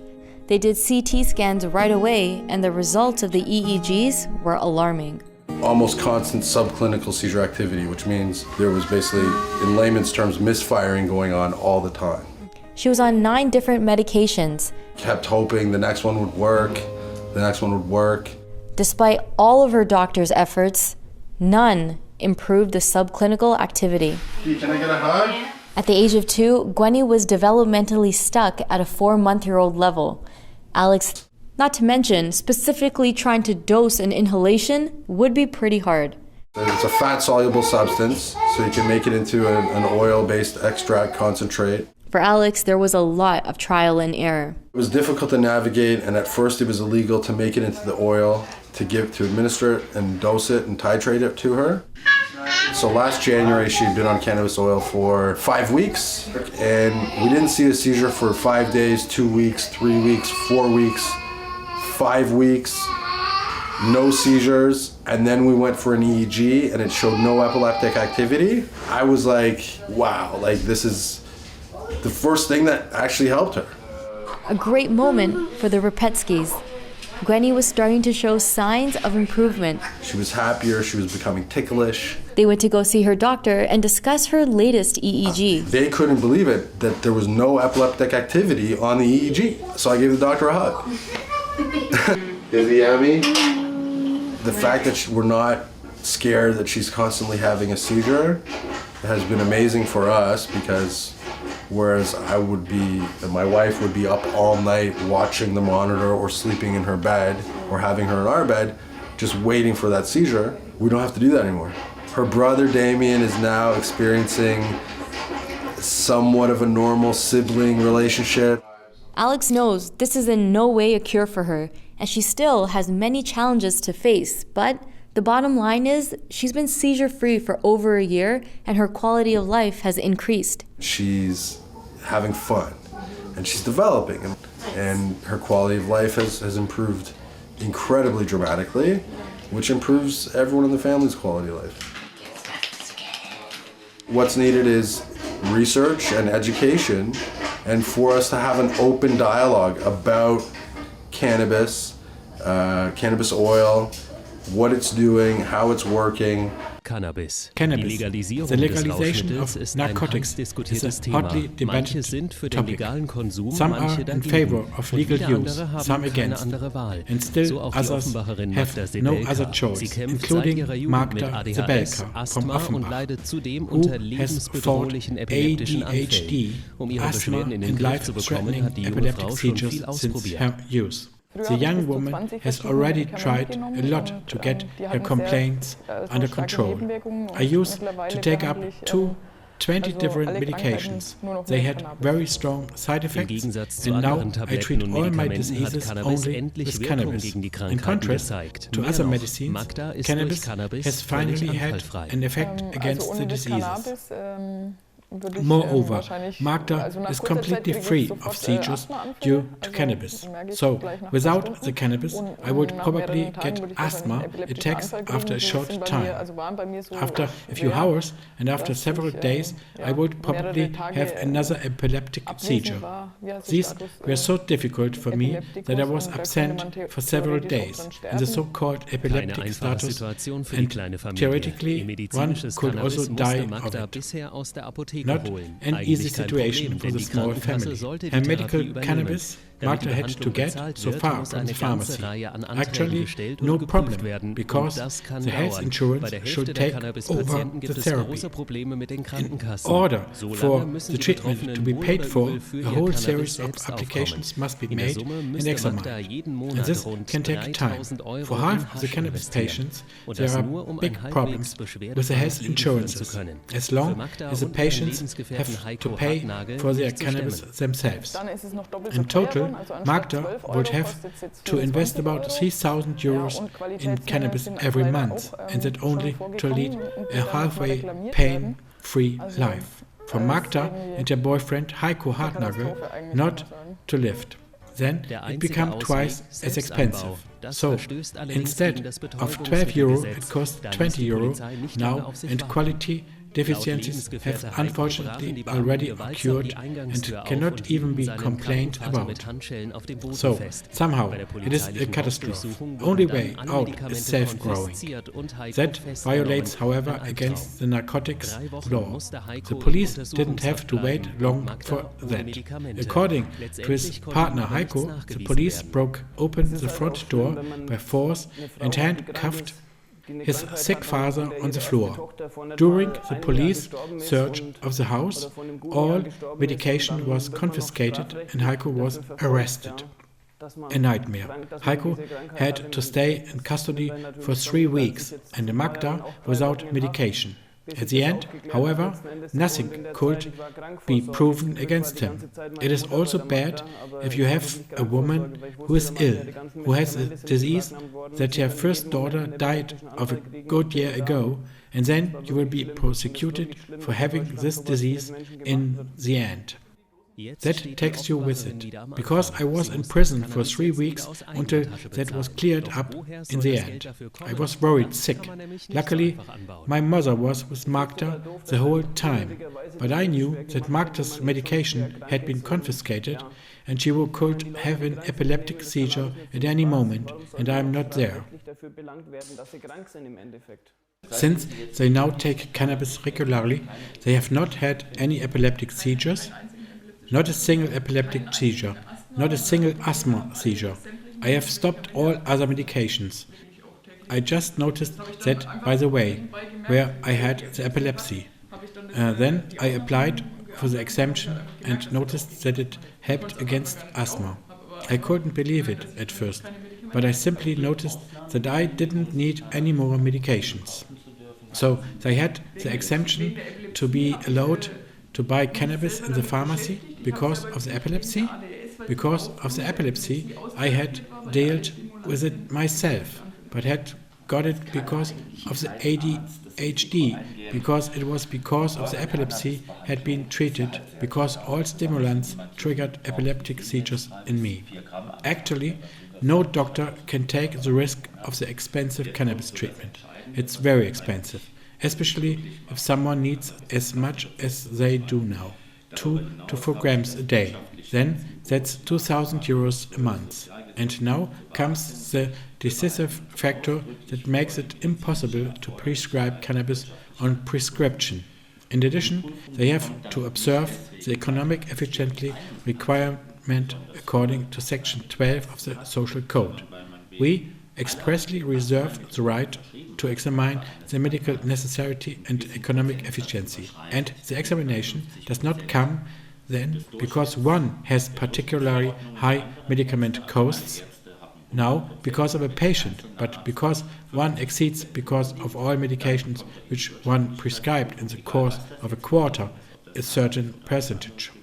This is 50% of the average prescription of the other doctors, so all doctors have 100%, and if a single doctor is 50% above it, then he comes into the performance audit.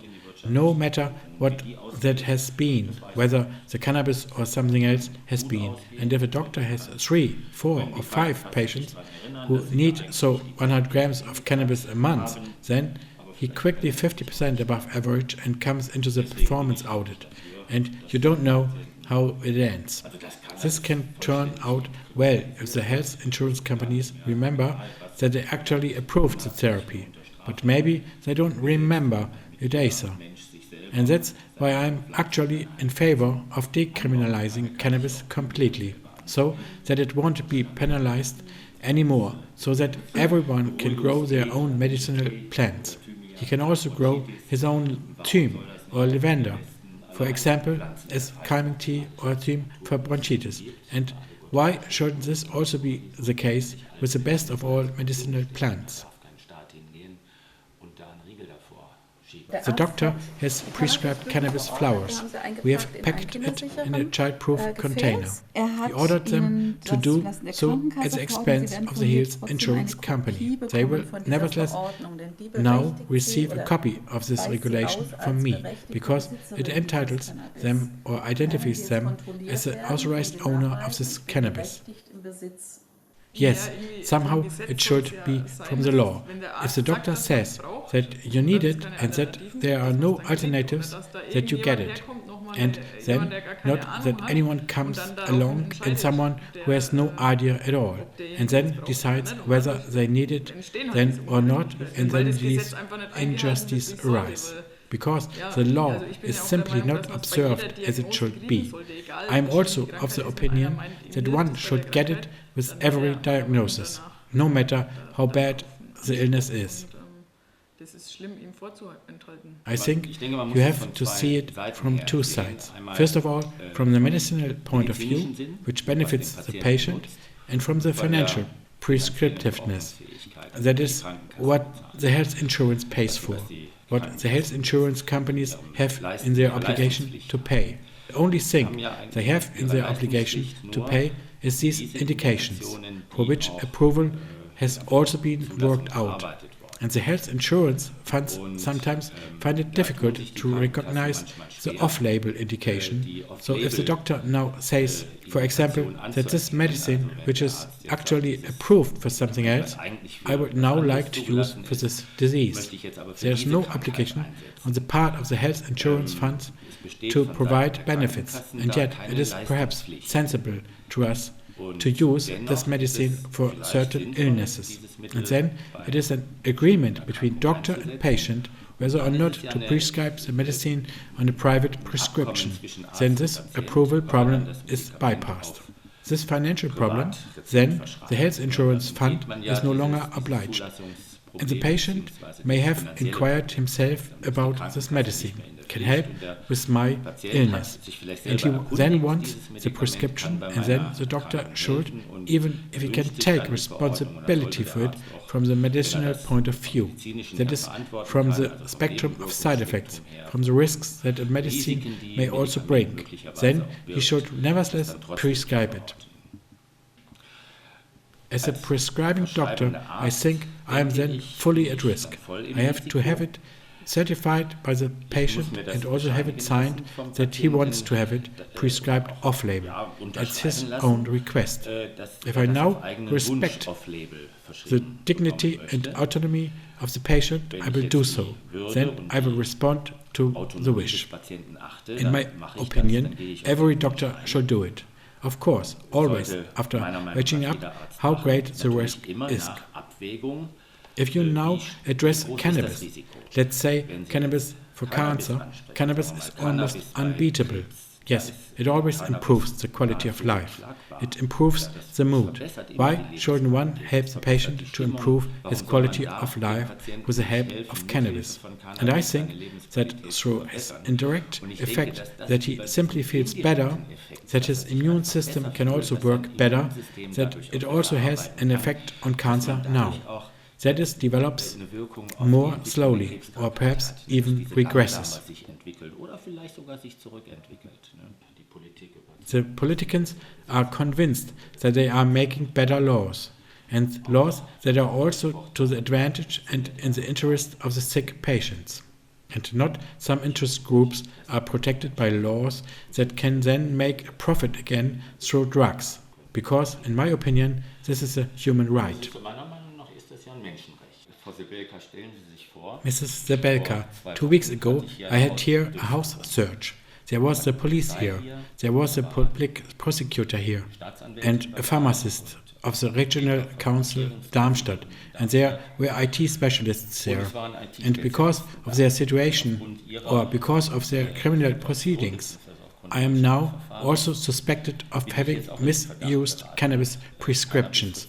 And what I actually find very problematic, so they not only took their patient files with them, but they even took the patient files of all my cannabis patients with them.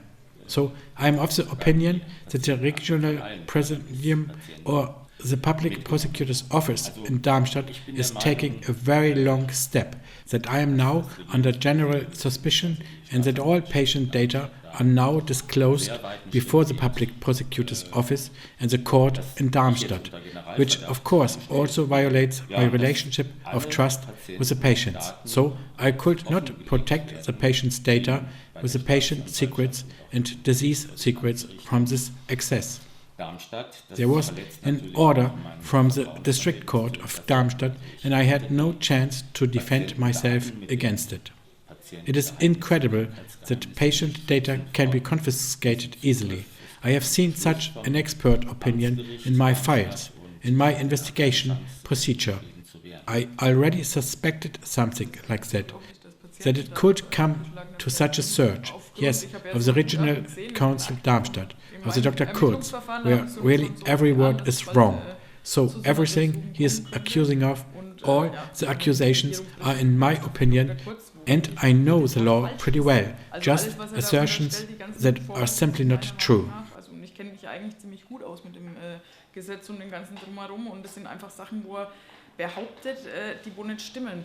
Mrs. Zabelka, I have the impression that this action, which has been initiated against me by the Public Prosecutor's Office in Darmstadt, is intended to create fear among possible doctors, potential doctors who may be prepared to prescribe cannabis, already doing and practicing it. And from the point of view of what has now happened, one must also consider the practicability of the law, the German cannabis law of 2017. After all, it was the case that all members of the parliament who were in the parliament at the time voted unanimously for this law. On the one hand, practicability is hampered by the fact that up to 95% of doctors are still not prepared to prescribe cannabis. The doctors too often reject this. The politicians voted for it, and there is still a discrepancy between the legislature. So the parliament was in favor, but now other institutions of the separation of powers, so the Public Prosecutor's Office, the jurisdiction and the Regional Council come as executive. They are now trying to put obstacles in the way of doctors who are willing to prescribe cannabis by trying to prove their mistakes. One must also recall the number of patients. So we have managed on the part of the doctors to fill out the cannabis cost reimbursement application and support about 26,000 patients in 2 years. The health insurance company pays for it and estimates perhaps the same number of patients again, or perhaps twice the number of patients who have had cannabis prescribed on private prescription by private doctors. If we now consider the total number of 8 million people in Germany who, I estimate, would benefit from cannabis as a medicine, then that is a drop in the ocean. So it would take several hundred years for all patients to be treated if the doctors were still prepared to support patients to such a small extent. Everything that nature gives us, all gifts of good from nature, should actually be freely available to all people, and no state should go there and put a stop to it. So now we have the situation that now quite a lot of pressure has arisen. now against me, and if now other doctors find out about it, they will of course also be intimidated. Nevertheless, I think that the law that the members of the German parliament passed 2 years ago, that it is a good thing, that it has promoted the development of treatment for cannabis for patients, and I think that this situation should now be used to go further to that all patients who could benefit from cannabis could really benefit from it.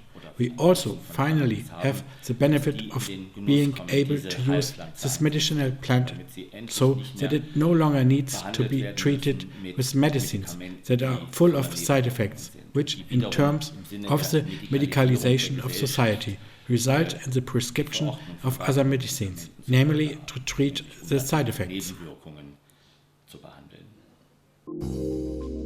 We undertake a diving trip not far from Chania. For us, the seas are like a pharmacological supermarket. Below us, there are rocks that are covered with the brown macroalgae, swarms of little dark monkfish around us. The Aegean Islands offer many traditional natural remedies. These funnel algae called Patina pavonica, which can be found all over the Mediterranean Sea, contain many substances including fucoidan and fucoxanthin, both of which have anti-inflammatory and anti-cancer cell effects. My interest here is in sea cucumbers. These animals live without a brain, but with a hungry digestive tract. They feed mainly on organic material on the seabed.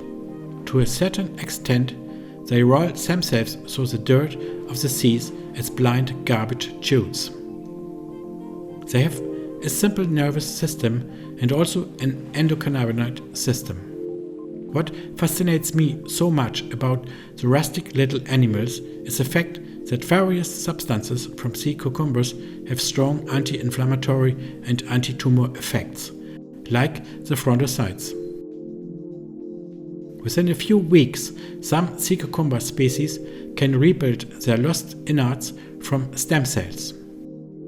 These genetic regulatory mechanisms are of great interest for cancer research. Sea cucumbers contain substances to regulate the regeneration of organ damage and even entire organs, which have been withheld from us humans by evolution or have been lost again.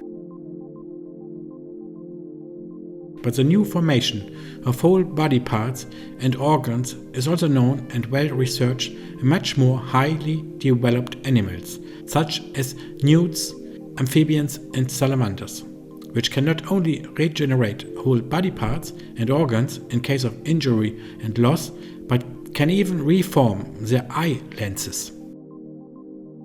The Mexican tail atrium, called axolotl, can even regenerate entire areas of his brain and spine, including the spinal cord, during injuries. Intensive international research is carried out on the axolotl. In the meantime, the axolotl genome has been completely deciphered, and it has been astonishingly found that its genome contains 10 times more base pairs than that of humans, with approximately 3 billion base pairs, because many gene segments occur repeatedly. Axolotl has unsurpassed wound healing and is much more resistant to cancer than humans, but not fully immune, especially to melanoma. 4 years, research has been carried out into how it is possible for extracts from axolotl oocytes to act on human breast cancer cells in such a way that they return to normal. Also, this has only been done in the test tube to date. Axolotl soup and powder used to be a traditional remedy in Mexico.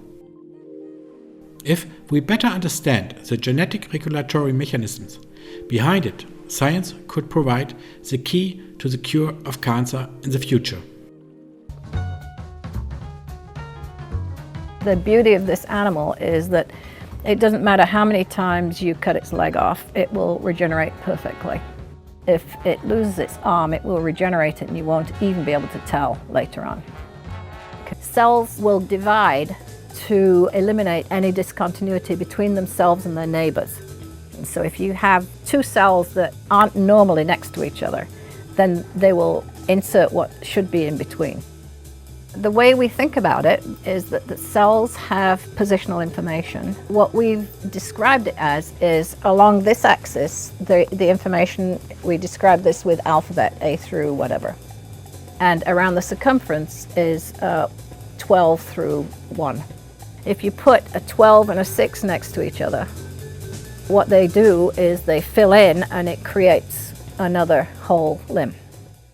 Where you make a wound here, you have to deviate a nerve to the site and then graft a piece of skin from another part of the circumference with an opposite positional value. If you do this, you've created a big discontinuity right there, and so you will get another hand in there to eliminate it.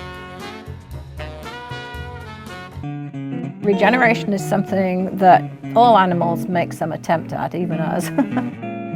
But it must be that in these animals that regenerate, they keep the information that they used to build the structures in the first place, they keep it accessible, whereas we've turned it off. I think what it is these animals, because they regenerate, they maintain a strong grid, what we call the information grid. And the information grid works to fill in gaps, but it doesn't go crazy and make extra stuff. I think the difference is humans had that strong grid as embryos, and then we just maintain the integrity of what was made at that time, but we don't have the ability to recreate later on. We started out with some of the same abilities, but we lose it very fast. What we need to do is we need to know more about what happens in other animals before we go to humans. Other animals that don't normally regenerate, that we can stimulate to regenerate and then see, what happens to them. The Aegean Sea offers yet another living being which fascinates me for oncology research. A jellyfish, only 5 mm small, with the ability to live on infinitely, to be virtually, biologically immortal. Her name is Turritopsis dornii. In this medusa, cells of the outer screen can become the germ of a new polyp through transdifferentiation. This creates a new generation of polyps that emerges directly from the medusa and is genetically identical to it. This species is thus the first known case of a multicellular organism in which the sexually mature individual regresses to a sexually immature life form. In this way, an individual can go through the entire life cycle again and again and theoretically achieve immortality.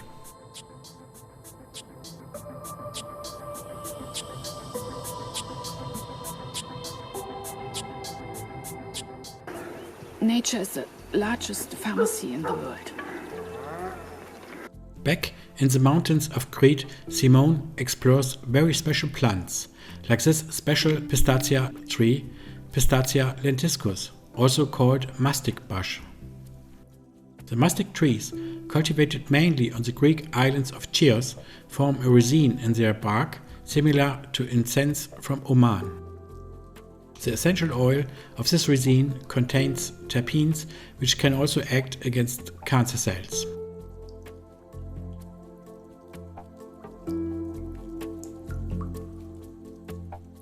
Simone comes to a tree with passion flowers. To us, the fruits, they are berries, of the passion flower trees are also known as maracuja.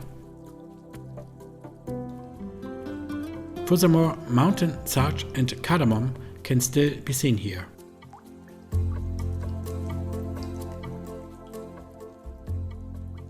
The fruits of prickly pears, Opuntia ficus indica, produce carotenoids similar to brown algae and are being studied for their effects on neurodegenerative diseases and cancer.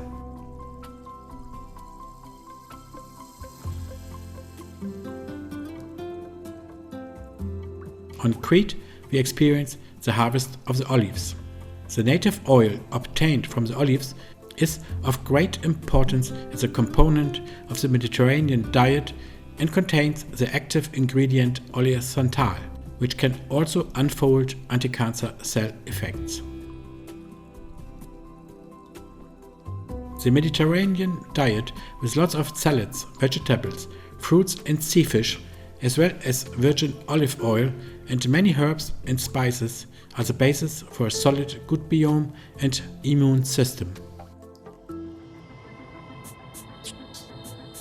When a cytotoxic T cell finds a cancer cell, membrane protrusions rapidly explore the surface of the cell, checking for the sign of cancer. They kill then their targets using poisonous proteins visible here in red. The cytotoxic granules move down special path routes in the cell called microtubules to the interface between the T cell and the cancer cell. The T cell punctures the surface of cancer cell and delivers its deadly cytotoxins. The fate of the cancer cell is sealed. The T cell then moves on hungry to find another victim.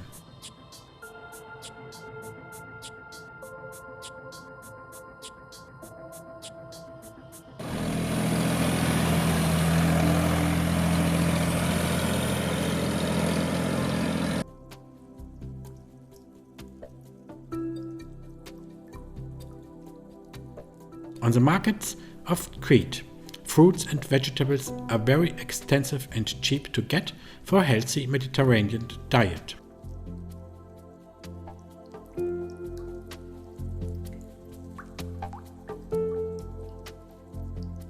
Simone loves to buy on the market in Chania for her own juice production, especially what is offered by local organic farmers.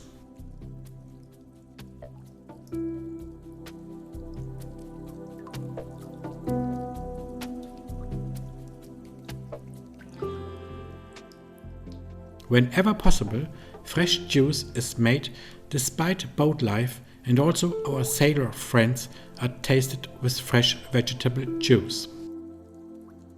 The two Danish sailors, as married couple with their catamaran next to our eagle, have become friends of ours. Mie want Simone again to decide a final solution for her tumor problem in the eye. A hard-working day in paradise. It's Mariana and Helena. They want to say hello. We have crossing the Atlantic 3 times. We love the Atlantic. We have everything out there. Cheers! It's for you because Nice to meet you. a little bit like my girlfriend and my mom. Well, we are like that. Cheers. Cheers and a good healthy for a long life. For you too. Thank you. I wish you the best. Me I want too. your eye fixed. Yes. Unfortunately, about a year later, a tragic accident happened to the skipper of the catamaran. They sailed back across the Atlantic to the Caribbean. But on a night cruise, the old skipper fell overboard somewhere off the island of Guadeloupe. The next day, the Coast Guard found him floating dead in the sea. Despite all the risks, island worlds offer us paradisical conditions, and you don't have to go to the Caribbean to find the ultimate dream beach. We find this with our boat before the lagoon of Balos on the peninsula Gramvosa on Crete. The most beautiful beach we have ever experienced is and remains the bay and lagoon of Balos. The steep mountains so close to the lagoon are even more impressive than in Elafonisi Beach. This is where all our Mediterranean dreams come true. The lagoon offers a breathtaking scenery with steep mountains, warm water, finest powder sand, beach colors in all pastel shades. As beautiful as the lagoon is, man unfortunately also left his dirty traces here. Several ships were damaged in the past at Grambusa, and there were some oil spills. the traces of which can still be found. Simone loves bathing in the warm water of the lagoon and especially in the sea in front of the lagoon, where the colors enchant you.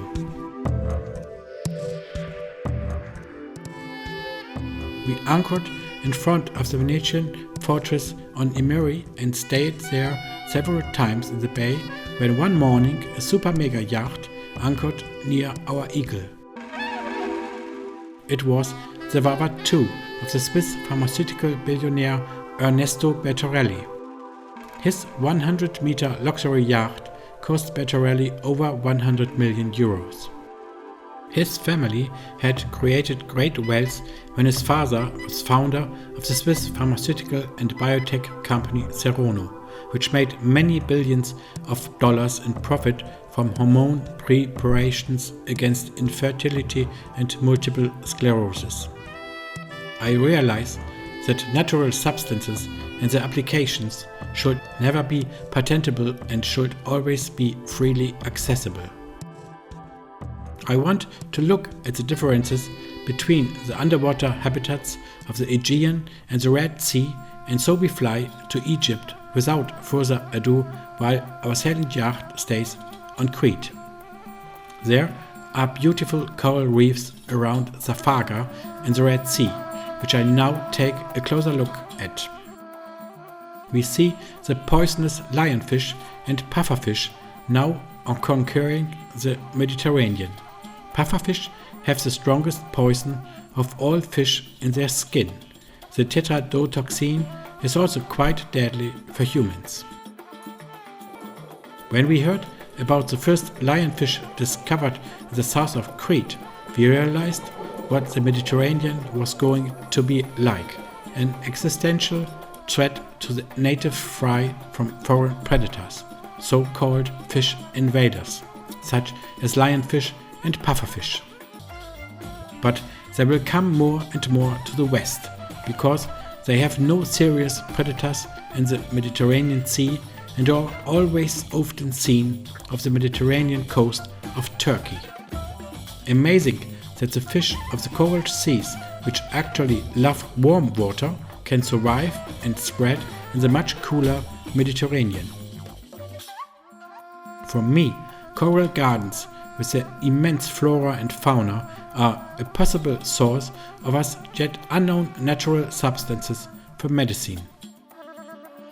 For example, in the highly poisonous eggs of a certain snail, a toxin with unimaginably strong power against tumor cells was found. Our mission is to find substances from the ocean that only have a cytotoxic effect on cancer cells and do not kill healthy cells. But mostly the poisons from the coral world are so highly toxic that they are too problematic for medicine.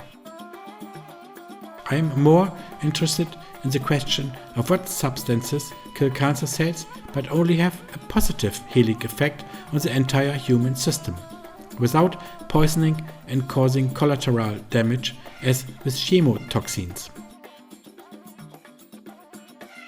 After the empty Mediterranean Sea disappointed me while diving, here in the reefs before Zafaga, the coral world seems to be still in order. Not least because spearfishing is unfortunately permitted in Greece, the older reproductive fish were also hunted there into their hiding places and the offspring is therefore absent.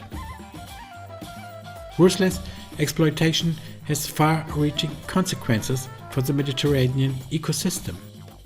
Since the large predatory fish, such as tuna fish and large groupers, are increasingly absent, more and more jellyfish and inedible fish spread to fish, including the poisonous invaders from the Red Sea.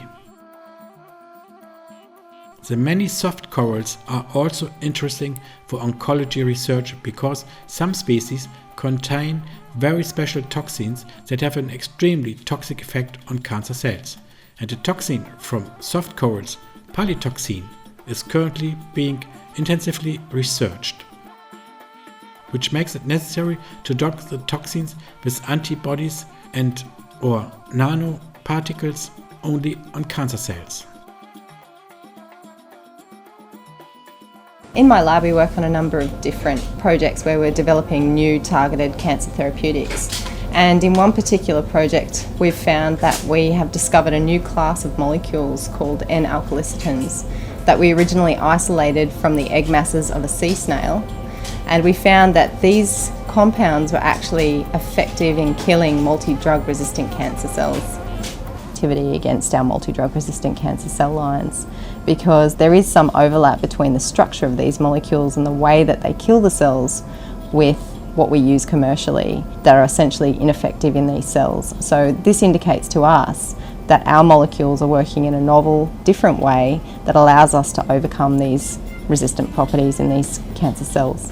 When we looked at the cells under the microscope, that we killed 100% of the cells at a particular concentration of these N-alkylicetins, and only 10% of the cells were dead when they were treated with a commonly used anti-cancer agent, doxorubicin, that we use to treat breast cancer. So we're currently optimising these drugs so that they are safe and suitable for injection into humans. And this involves packaging these molecules into small lipid-based nanoparticles so that they become non-toxic and safe for injection. The development of resistance is one of the major limitations to the current chemotherapeutic treatment of this disease, and it can lead to local reoccurrence and ultimately relapse in a large number of patients. And these can be patients who suffer from blood cancers as well as solid tumours such as breast, ovarian, pancreatic, prostate and some gastrointestinal tumours as well. These results are exciting because any new finding that we make or any new discovery that we make in this space ultimately has major implications for improving survival in these patients.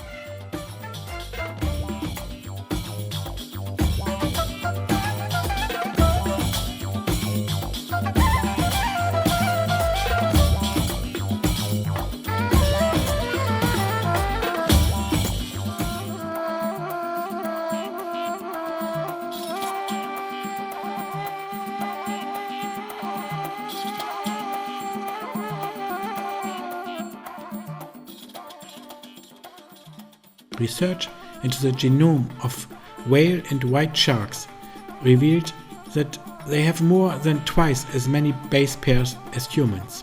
Sharks have existed on Earth for 400 million years, humans for only 300,000 years.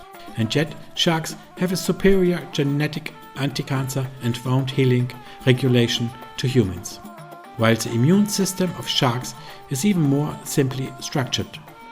We discover an approaching sea turtle and observe its hustle and bustle.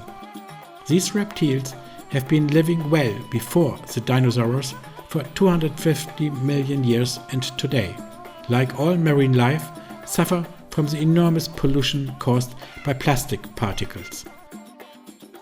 The problem with plastic is that plastics do not really break down and dissolve, but only break down into smaller and smaller particles. Microparticles, and thus get into the food chain in the sea and into small creatures, which in turn serve as food for larger animals and so on. The plastic particles disturb and destroy the organs of the animals and they eventually starve to death.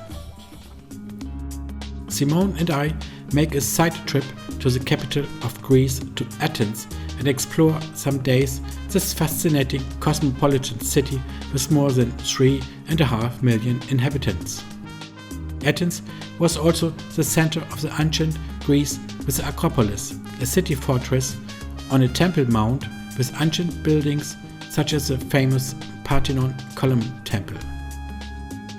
The almost 2,500-year-old Parthenon is the most famous still existing monument of ancient Greece. The Parthenon, which means virgin chamber, was the temple of the city goddess Athena. Simone enjoys the architecture and the panoramic view from the Acropolis over Athens.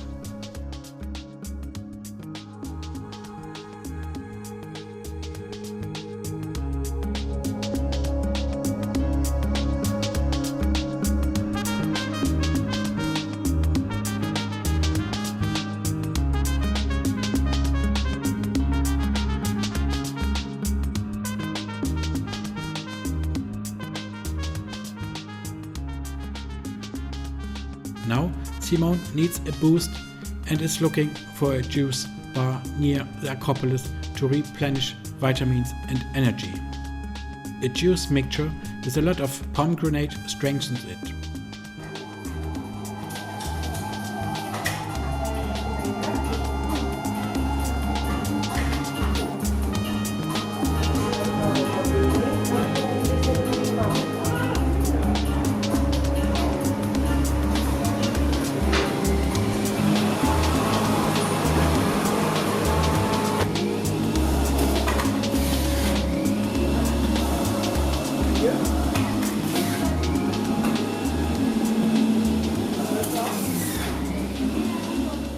We had never seen such a modern juice bar before.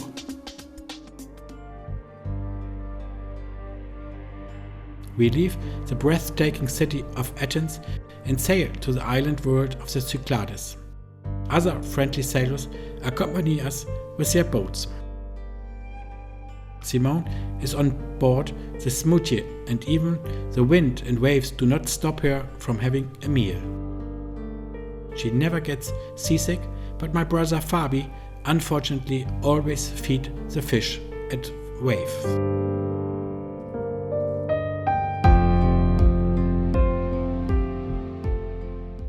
We sail to the island of Crete, where we find the chance to have a closer look at the wreck on the small island Diakofti, which is visible from far away. In front of us, the wreck of the 127-meter long damaged Nordland.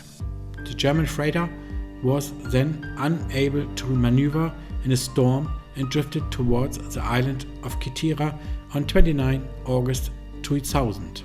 Stranded with a bow first in a tiny island and sank rapidly with the stern into the depths.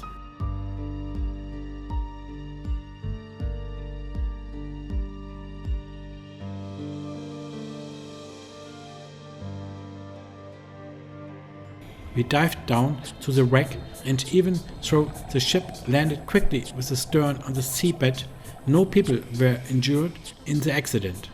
But unfortunately, the nearby beaches suffered from heavy oil pollution.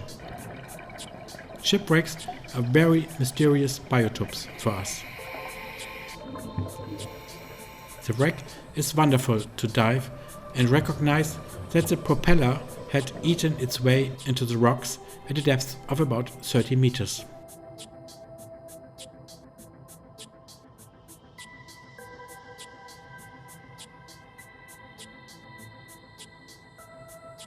Skipper friend Toby with his guest Niels at the helm of the sailing yacht. Keeping the psyche under control is a challenge in many serious illnesses.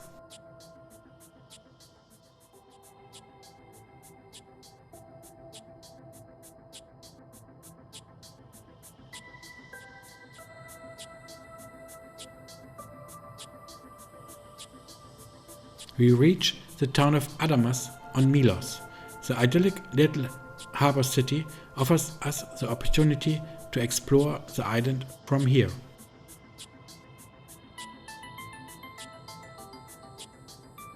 The colorful houses of the enchanting fishing village called Klima in their rainbow colors.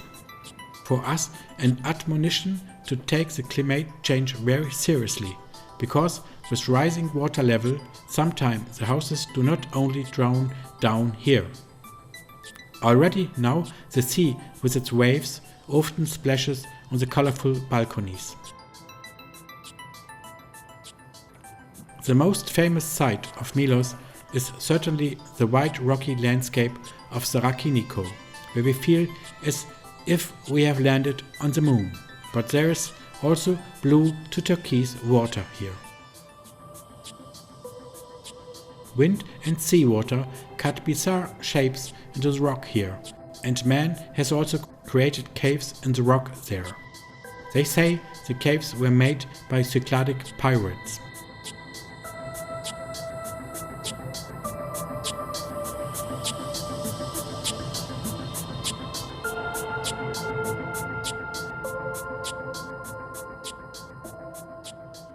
With other sailing friends, we plan the next trips and prepare the departure by storing diesel and provisions for the next days.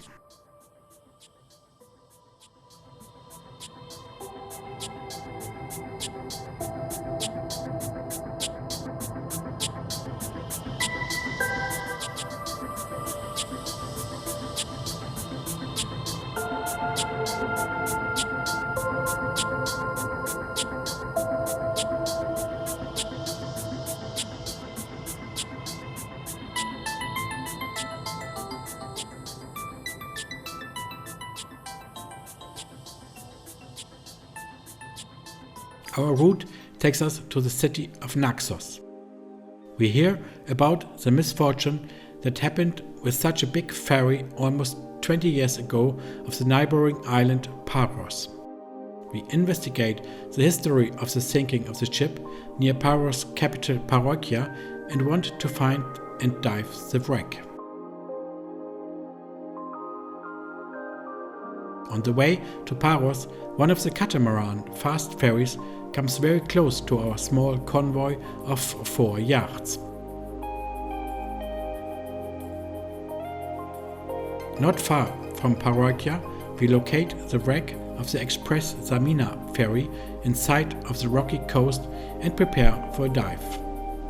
The wreck is only a short distance from the coast of Paros at a depth of 40 meters. The sinking of the Express Zamina ferry was a disaster for the Greeks. The 3 of us dived down.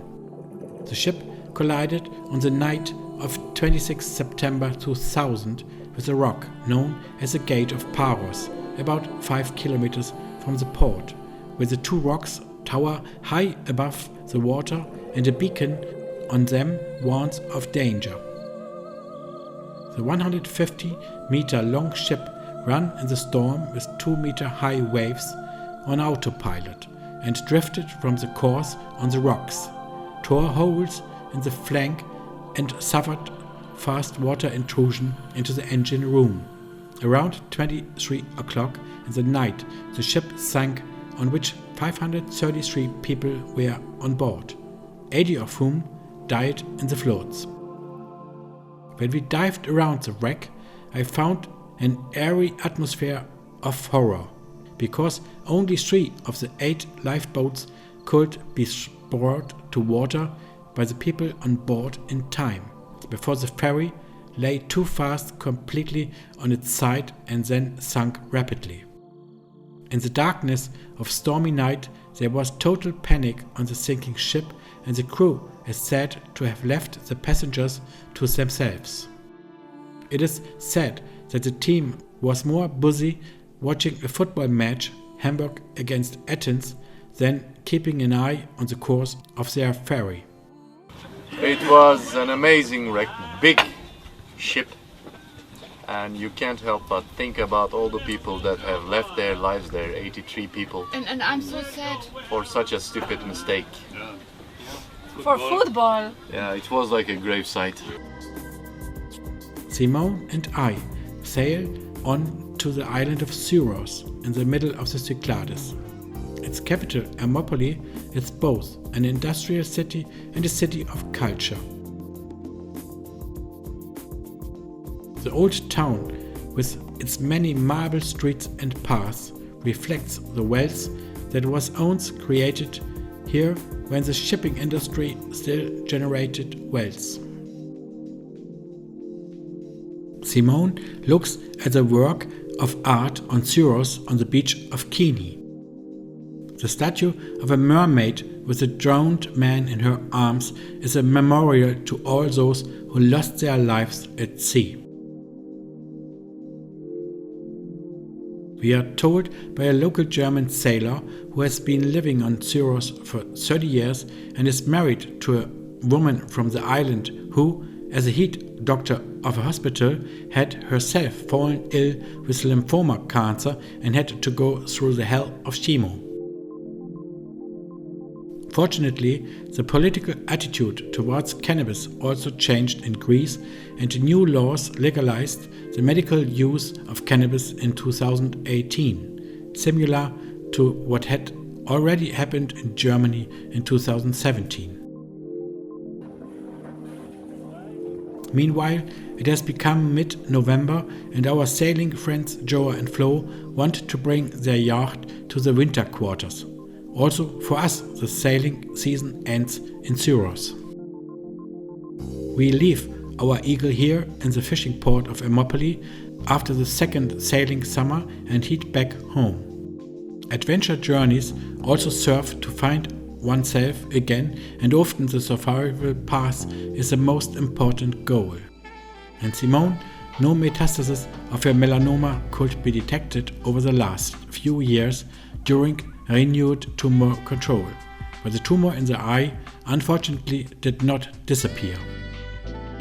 Simone wants to go high, feel the freedom above the clouds and the vastness again, because in her the decision matured in the last instance to perform a dangerous operation of the eye after all. It is usually the naked fear that drives a person to take more and more life-threatening risks in order to get rid of a tumor. This also makes sense if previous natural attempts to defeat cancer are not sufficient.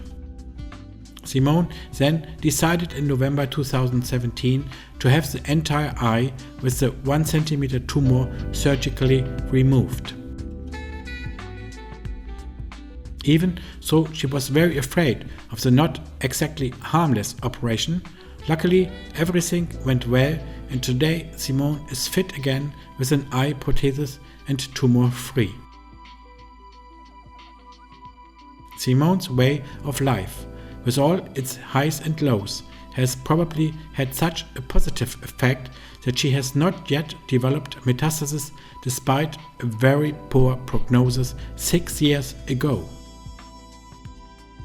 Simone has tried her best against all her illnesses as long as it made sense and had followed her wits. She is happy to be alive today.